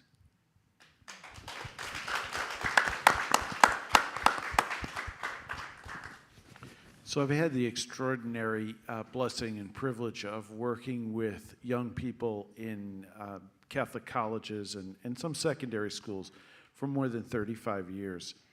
And as I look at the amount of energy and enthusiasm and power that comes out of the young people, I just feel compelled that we tell this story to young people. Because these are young people that are full of faith, whatever faith they have. In our college, we're inclusive of Muslims and Jews and Christians and everyone. But the power of young people to take on a social justice issue with our Uyghur brothers and sisters, bringing that out to our network of Lasallian colleges and universities around the world, that this becomes a real, constant issue of human rights. No matter what political implications there are, no matter what geographic limitations there are, it's really, for me, the faithful power of young people to make change in this world because they deeply believe in justice. And this is one of the biggest justice issues facing our world today.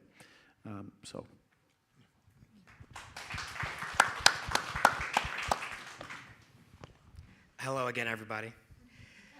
So thankfully, I'm in a position in my organization where I can take away or add initiatives that I feel fit. And that's why I focus so heavily on anti-Semitism in the Muslim community. But one of the topics I'm going to be adding in now is Uyghur erasure and all the topics related to the Communist Party of China oppressing Uyghur Muslims. I think that is really important to us. I'm going to add that to our roster of what we talk about. I go to a lot of colleges, and I give a lot of talks to different faith groups there. And they have the most amount of energy. They have the most amount of social media presence. They don't vote as much as they should, but they make up for it in other ways with political activism and protesting, being active on Instagram or TikTok. So I think reaching out to college-age people, and I challenge you to do the same. I challenge you to talk to your friends, to talk to your leadership where you work, and if you're in a position of leadership, to implement programs that fight hatred and recognize injustices. So I'm going to keep this nice and short, but thank you guys.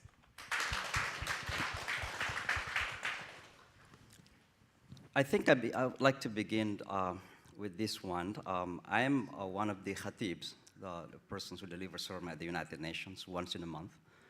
And once I talk about Uyghur issue, actually. And after some days, I got a lot of messages from some diplomats, from the Muslim diplomats, and actually challenged me about why you talk about this. It's nothing to do with Islam. And then when the foreign minister of one of the Muslim countries, if I have to mention, I have to mention Indonesia, I challenged her about this issue. And it is so tremendously difficult for her to respond to my questions about the Uyghur issue. And I think due to the fact that Indonesia is very much influenced by the money might of the Chinese to the country. So we understand that. But coming back again to what we can do, I think you mentioned about the importance to speak up. There is a saying very popular. It says that it is sufficient for evil to thrive when the good people do or say nothing. So it's time to speak up. Secondly, within the Muslim community themselves, there is a very solid concept here for our Muslim Uyghurs brothers and sisters, that this ummah is one ummah. This is ummah can be translated into community, can be a nation, and if any part of that ummah suffers, just like one body, the whole part of the body suffer actually. And this concept is very much relevant to our Muslim brothers and sisters of Uyghur. And then the ayat of the Holy Quran, the verses of the Holy Quran, innamal mu'minuna ikhwa, verily believers are brothers. All these concepts must be taken into action actually. In my own small community in Queens, we have a very solid youth program. And one of the programs that we have every Friday evening is about the Muslims' global issues. And we talk a lot about Uyghurs issues actually. But one thing we have to understand is not easy because even Turkey actually is quite silent right now. And we know that our Uyghur brothers and sisters have that blood connection to Turkish. But even the Turkish governments are silent. And I think this is something that is to do with politics. But again, politics dominated the world today. And I think it's time for religious leaders to step in, especially to our rabbi. And I used to confess to him. Confession. Thank you. Thank you. Thank you so much. Years ago, I remember attending a Quaker service, and I wasn't familiar with their ritual. And it was completely silent, the service. And I said to one of the ushers there, I said, when does the service begin? He said, sir, the service begins when you walk outside the sanctuary. It's what you do outside that determines how sincere you are on the inside. My parents came to this country after the Holocaust. One of the first groups to reach out to them were the nuns of St. Mary's Church of Lynn, Massachusetts. They didn't believe we asked, what can we do, but what else can we do? And they stood together with them and helped them rebuild their lives. I remember in that horrific story in Charlottesville, when hate mongers marched and said, Jews will not replace us, there were a group of Christians who formed a protective perimeter around the synagogue and said to those hate mongers, you want them? You got to go through us. So I like to make this suggestion. In this polarized world, it's very heartening to stand together united.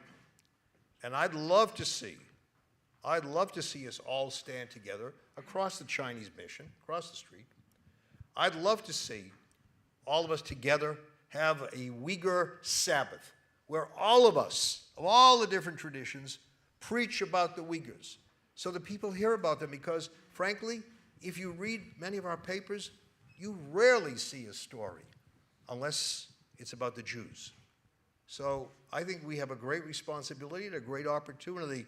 What was that line in King's Speech? I have a voice. And I think all of us have a very, very important voice. And we need to teach our kids that in math, 1 and 1 equals 2, but we can be 1 and 1 equals 1, standing together against this horrific, horrific situation. Let's do it.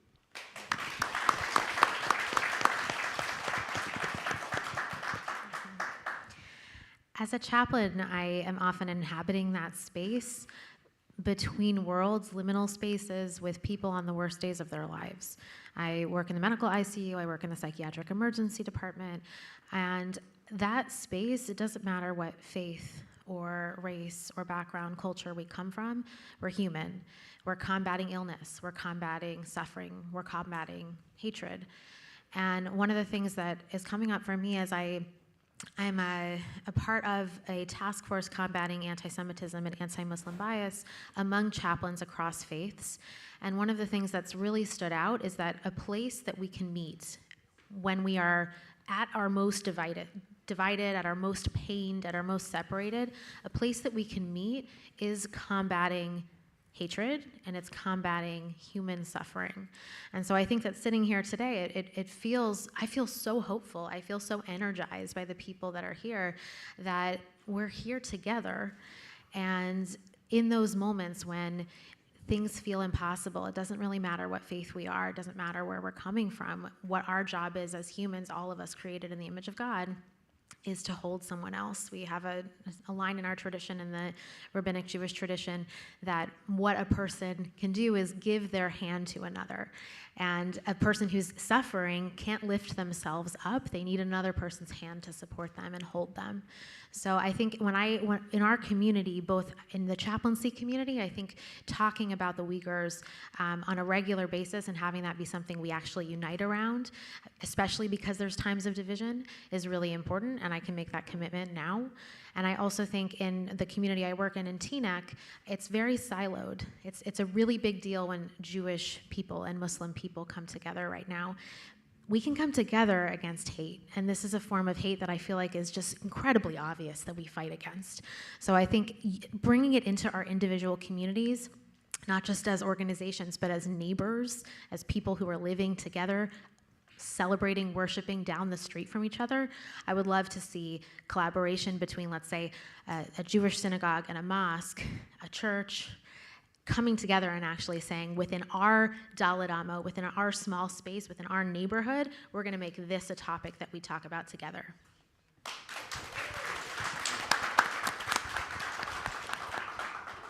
Yes, I just want to leave you here with secret to success.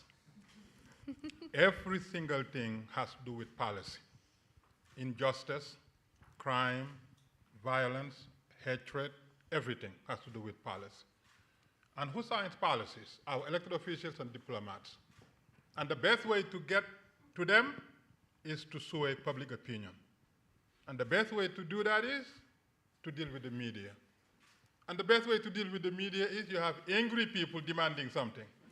If you're peaceful, the media is not coming. But if you're angry, they want to know everything about you, and that's how we get our message. Everything has to do with policy. Several years ago, we learned that in the Bronx. You know, we rally, we march, we complain, and nothing gets done.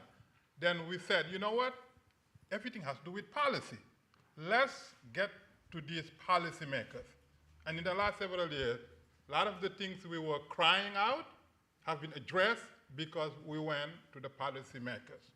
And then we were able now to sway public opinion because we were able to use the language of the media, and every diplomat and every elected official, they watch every type of media. They read everything because the last thing they want to have is bad reputation or false information becomes the dominant news. So all I'm saying here is that whatever we're facing, we have to target the policymakers, and we can do it. Otherwise, we're going to continue to cry and complain, and they don't care about it. This is very, very important because we're talking about life and death.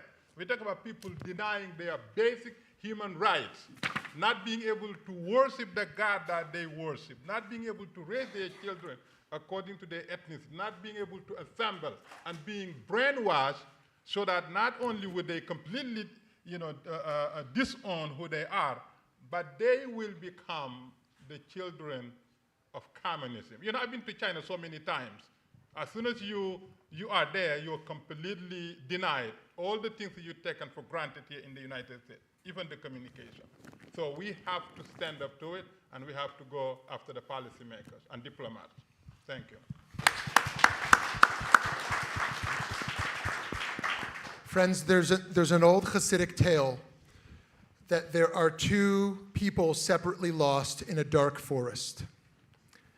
And they're so happy when they run into each other in the dark forest, saying, "You must know the way out of the dark forest." And the other says, "Oh, I was hoping you would know the way out of the forest." And they say, "Neither of us knows our way out. We know the path we came through is not the way out. But let us walk together in the darkness." And friends, that's where we are. We don't know our way out of this darkness, but let us walk together. Because we have Uyghur survivors here, we have Uyghur activists here who have family members they haven't spoken to in years, and we don't know how we're going to win against the CCP, but we're united. Let us walk together.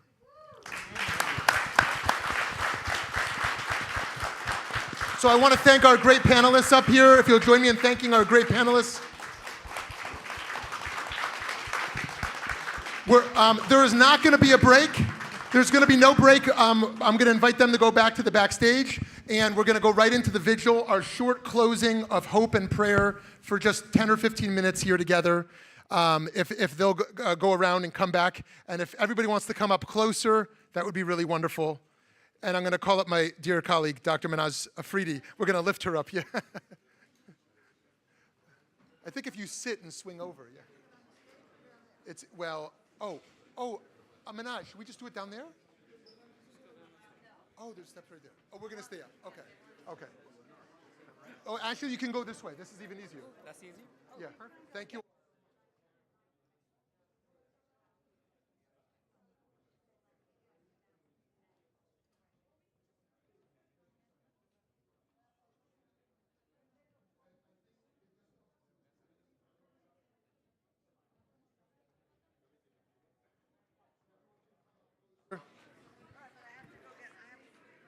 Okay. Thank you. Okay. Oh, okay. Everyone can grab a candle up here if you will. Great.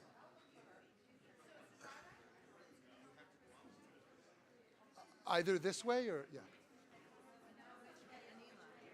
Oh, where is she? Okay, so it's, I just realized we lost.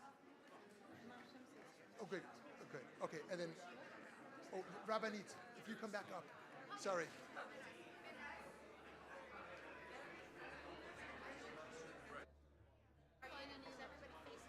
Yeah. So Anila's coming around, and should Tris and I come around too, or should she speak from here? She can speak from there, but she'll be like not last. Okay, yeah. So they will stand. Yeah. Hi. In the front row.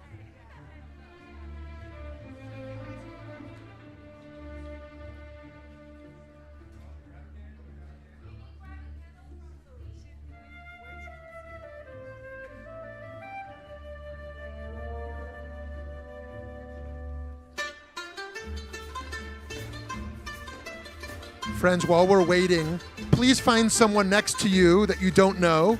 Please introduce yourself to somebody.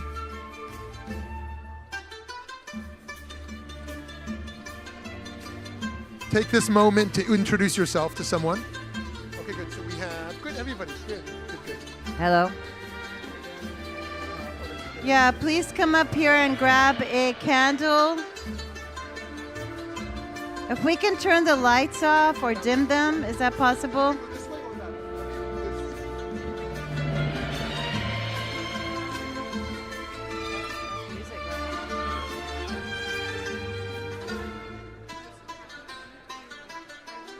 Is it possible to dim the lights?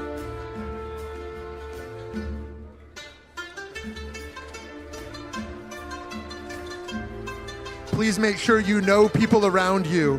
Introduce yourself to people around you.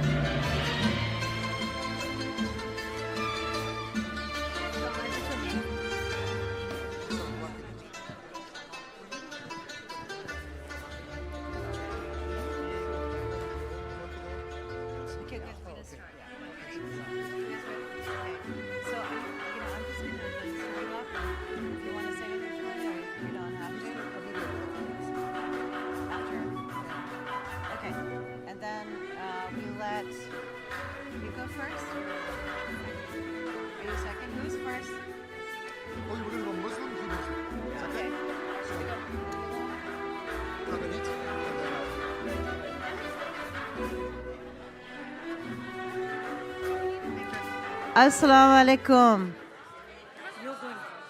Shalom. Peace be upon you.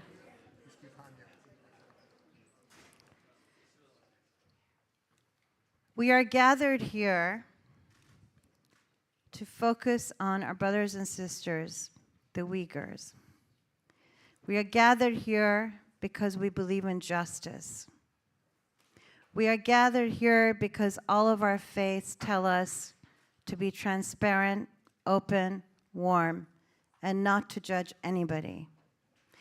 We are gathered here because in my faith tradition, Islam, Prophet Muhammad said, do not harm anybody.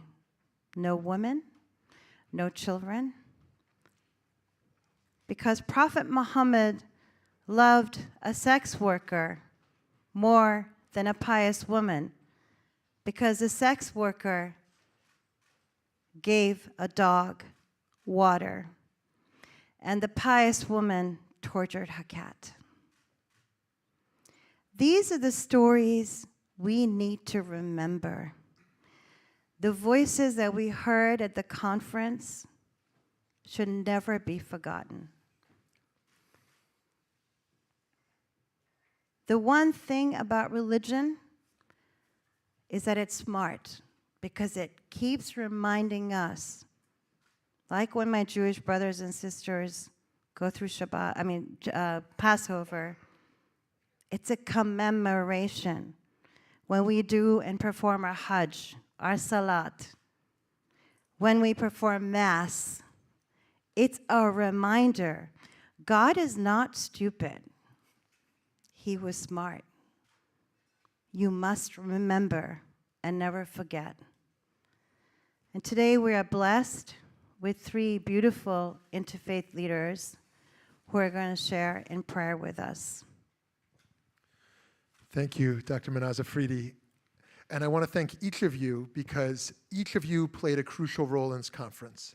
Whether you were an organizer, a speaker, an attendee, each of you has played a crucial role in us building this movement together. A little bit of light can dispel a lot of darkness, and each of us can be our own light in the world. It's my belief that we need a political revolution, but more than a political revolution, we need a spiritual revolution, where people live by an elevated spiritual consciousness of interconnectivity, that when we take a deep breath, that's the same air, the same breath our Uyghur brothers and sisters are taking over there, the same air we share, that we can experience our unity as humanity for compassion and for justice.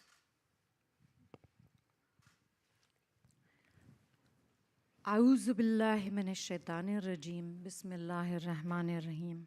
I ask you to join me in prayer. Allahumma salli ala Muhammadin wa ala ali Muhammadin kama sallaita ala Ibrahima wa ala ali Ibrahima innaka Hamidum Majid. Allahumma barik ala Muhammadin wa ala ali Muhammadin kama barakta ala Ibrahima wa ala ali Ibrahima innaka Hamidum Majid. I say this prayer 5 times a day in my prayers. And this is the translation. O Allah, bestow your favor on Muhammad and on the family of Muhammad as you have bestowed your favor on Ibrahim and on the family of Ibrahim. You are praiseworthy, most glorious. O God, bless Muhammad and the family of Muhammad as you have blessed Ibrahim and the family of Ibrahim. You are praiseworthy, most glorious. O Allah, God of Adam, Noah, Abraham, Moses, Jesus, and Muhammad, peace be upon all of them, you have made us all unique, each with our own differences and strengths, so that we can come to know and understand each other better. We are all part of one big human family, and I pray that you guide us to celebrate our diversity and differences, not to divide us. Help us to see the beauty in our uniqueness and to embrace it with love and understanding, Allah. As we live in a country that values religious freedom, I am grateful for the opportunity to practice my faith without fear or hindrance. Shukar ya Rab. I ask for your strength and guidance to speak out against the injustices faced by our Uyghur brothers and sisters, to stand up for those who are suffering and oppressed. Grant us the courage to be the voice for the voiceless, to advocate for justice and equality for all. I pray for success and empowerment for those who work to dignify humanity, who strive to make the world a better place for all of us. May we all come together as one, united in our compassion and love for one another. Like Elie Wiesel once said, may his memory be a blessing. Help us to see ourselves, Ya Allah, as the center of the universe, responsible for bringing goodness and light into the world. Grant our leaders the wisdom to lead with strength and compassion, to treat each other with respect and understanding. May they have the restraint to exercise their power wisely to make decisions that promote peace and justice for all. Help us to work together towards a world where all are treated with dignity and respect, where love and compassion prevail over hatred and division. I pray for the safe return of those who have been taken captive by evil forces, for the healing of those who are suffering and in need. May our hearts be filled with love and empathy for one another. May we reach out to those in need and offer our support and kindness. O God, all-seeing and all-knowing, guide us on the path of righteousness and help us to see the good in others.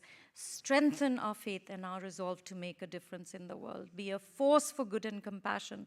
Grant us the courage to speak out against injustice and to stand up for what is right, even in the face of adversity. Nahmaduhu wa nasalli ala rasulihi kareem. Barahmatika ya arhamur rahimin, ya arhamur rahimin, ya arhamur rahimin. Amen. Amen. As I mentioned earlier, with Passover fast approaching, there's a practice that we have at the beginning of our Seder. It begins with yachatz, a breaking of the matzah. You imagine a thin bread like a cracker, cracking it. And we take that break, we take a broken piece, and we hide it. And later on, the children will go look for it, and they will find it, and it will be the source of dessert. It's the source of sweetness. It's how we conclude and end our meal. Nothing is supposed to be eaten after this afikomen. And for me, this is such a profound image to hold, that we start with brokenness. We tell our story with brokenness. We literally feel and actively hold that brokenness. We yearn for it as it goes somewhere else that feels hidden, where wholeness feels impossible. And we end by savoring the wholeness coming back together, by holding the redemption, by tasting the freedom. So I want to ask right now that if it feels right, close your eyes, find your body where you're standing, and take a deep breath in through your nose. Breathe in that gift of life we've been given. And exhale out, just allowing your body to relax. And I want you to hear for a moment the breaking of the matzah, the breaking of the heart, the breaking of the spirit, the brokenness that is so real in the Uyghur community and in our world.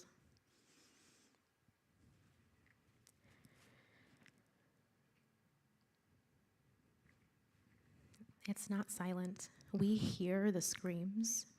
We hear the brokenness. And we ask that God hear with us. I was sitting at a table with a Buddhist monk, a Catholic chaplain, a Presbyterian minister, and a Muslim chaplain. And we were all discussing how that brokenness fits in every faith. We all know what it is to hear the shattering. And our responsibility is to respond to it. As we take this moment to hold the victims in our hearts, I'm going to read in English a text from our Jewish tradition, our traditional prayer of memory for those who have been killed, for those who have died, holding in our hearts their legacy and our commitment to carry forward justice in their memory. Kal Malei Rachamim, God full of mercy, justice of widows and father of orphans, please do not be silent and hold your peace for the blood that was shed like water. Grant fitting rest on the wings of the divine presence in the heights of the holy and the pure, who shine and radiate like the radiance of heaven, to the souls of the men, women, and children who were murdered. May the Garden of Eden be their resting place. Therefore, Master of compassion, shelter them in the shadow of your wings forever, and bind their souls in the bond of everlasting life. The Lord is their heritage. May they rest in peace. And let us say, Amen. What I'm going to do is just reciting verses from the Quran that essentially talk about human freedom, human dignity, and the importance of seeing each other as a mirror. When I see someone, it's me, because we are connected to one another. And I'd like to begin from the chapter number 49:13. أعوذ بالله من الشيطان الرجيم. بسم الله الرحمن الرحيم. يا أيها الناس إنا خلقناكم من ذكر وأنثى وجعلناكم شعوبا وقبائل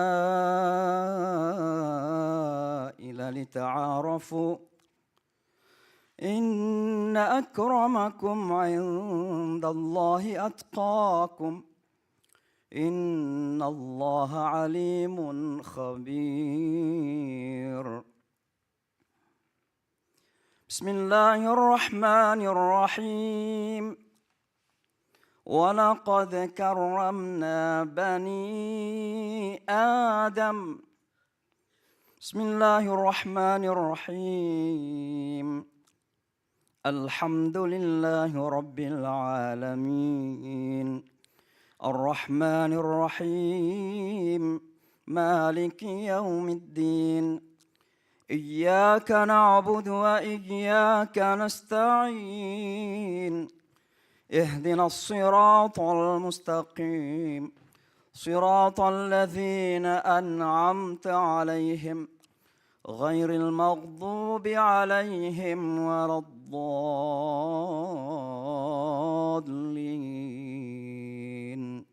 Amen. Let me end with this prayer from the Prophet Muhammad for peace. اللهم أنت السلام ومنك السلام وإليك يعود السلام فحينا ربنا بالسلام تباركت ربنا وتعاليت يا ذا الجلال والإكرام. Oh Allah, you are peace. Peace comes from you, and peace returns unto you. Honor us with peace. Bless us with peace. Make this world be more peaceful for every one of us. Amen. Amen. Rabbal Alameen. Amen.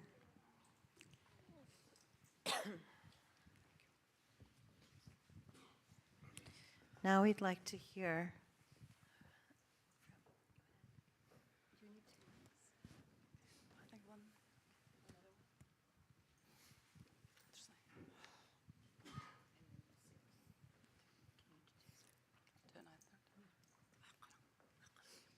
Başla. Assalamu alaikum. Bugün müşahede kelgen kırındaşlar, bütün dünyanın her kasıçlarından hem yerden kelgen başka milletli kırındaşlarımı hem manlağı menden salam, men Tursnay Ziyavudun, men Xitayning Jaza lagerida yetip çıkan bir yıl lager şahitmen. Assalamu alaikum to everybody, everyone who came from other corners of the world, and all the brothers, sisters. My name is Tursnay Ziyavudun. I am a campus survivor who spent over a year in the Chinese camps. Men Jaza lagerida bütünley üzemning aş kögenlerimni bir yerde sözleşke bek nemi qıdaqma sözlügedekmi alım yok, lekin men bir yıl jetiş jarayanda hemmisiga şahit buldum. Ölümge, xorlaşqa, bütünley Uyg'urlarning hatta üzem onun içinde. İnsan işengüsüz derecede, hatta özümüzün bedenine ilgi bulanmagan derecede xorlaşlar şahit buldum. Ben şundaq bir şahit. Bugün mesela Mehrigül sözledi. Mehrigül köz aldımda aşağıdaki kızlar köz aldımı geldi. Şu kızın sözlüğünün hemisi ben oxşaşla hiç qandaq nemisi yok. Şunun için ben onu sözlemey. Today, I don't really feel like to talk about my whole experience. I have witnessed everything in the camp: humiliation, torture, rape, whatever that the human beings can't, that it's impossible to imagine. So today, Mihrigül Tursun also spoke about her experience. Whatever she said and she testified resembles or tells what I have been through as well. Bizning vatanimizda hozirmi shu to'xtab qolgani yo'q. Ya'ni shu lagerlarda qarindoshlarimiz ashundaq to'xtamay o'lyapti, zulm tortyapti. Lekin Xitoy butun dunyoga buni yog'andan davotgan vaqtda bugünkidek bo'lib 3 kun jarayonida men yana bir qatam ta'sirlandim. Bek hammanglarga mush kelgan, biz uchun harakat qilayotgan, biz uchun so'zlayotgan qarindoshlarga shu butun hammasiga men chin qalbimdan rahmat aytaman. Ash qarindoshlarimizning ovoz bo'lib, yana shu to'xtamagan zulmni to'xtatish uchun biz bilan birga bir sap tutganlar uchun sizlarning hammanglar uchun qalbimdan rahmat aytaman. The atrocities that we've been talking about is still continuing. It's still ongoing. I feel sad about it when I think about it. But however, this 3 days conference that we came together and everybody, whoever spoke at the conference and willing to be the voice of voiceless for those who are still suffering in my country, that gave me kind of hope and inspired me. So I became hopeful. So I wish to thank each person who spoke and who stood with us together. Thank you. Thank you very much. I wish to thank from bottom of my heart. Yana bir qatam rahmat hammanglarga. Again, thank you all.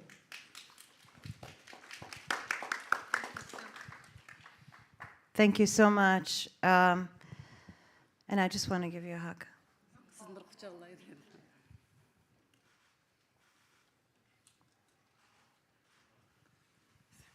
We are here for you, and I want you to know that. But I want to say something. I want to thank everyone here, but I really want to especially thank our wonderful staff and our marketing team and security and the people who are sitting in the front, the people who are going to clean up after us, the people that are invisible.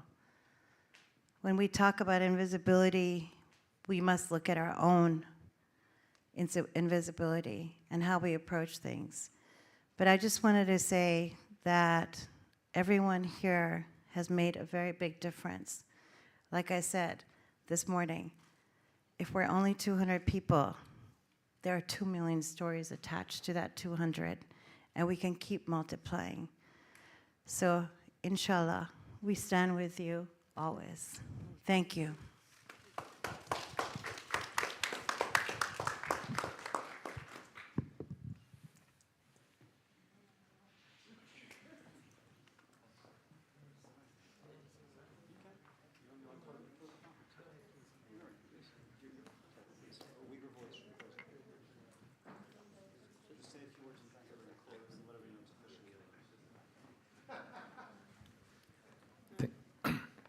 Hello, everyone.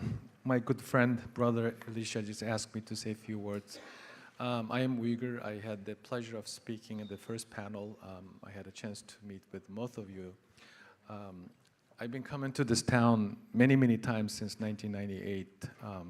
This is the most powerful experience. I don't live too far from New York City.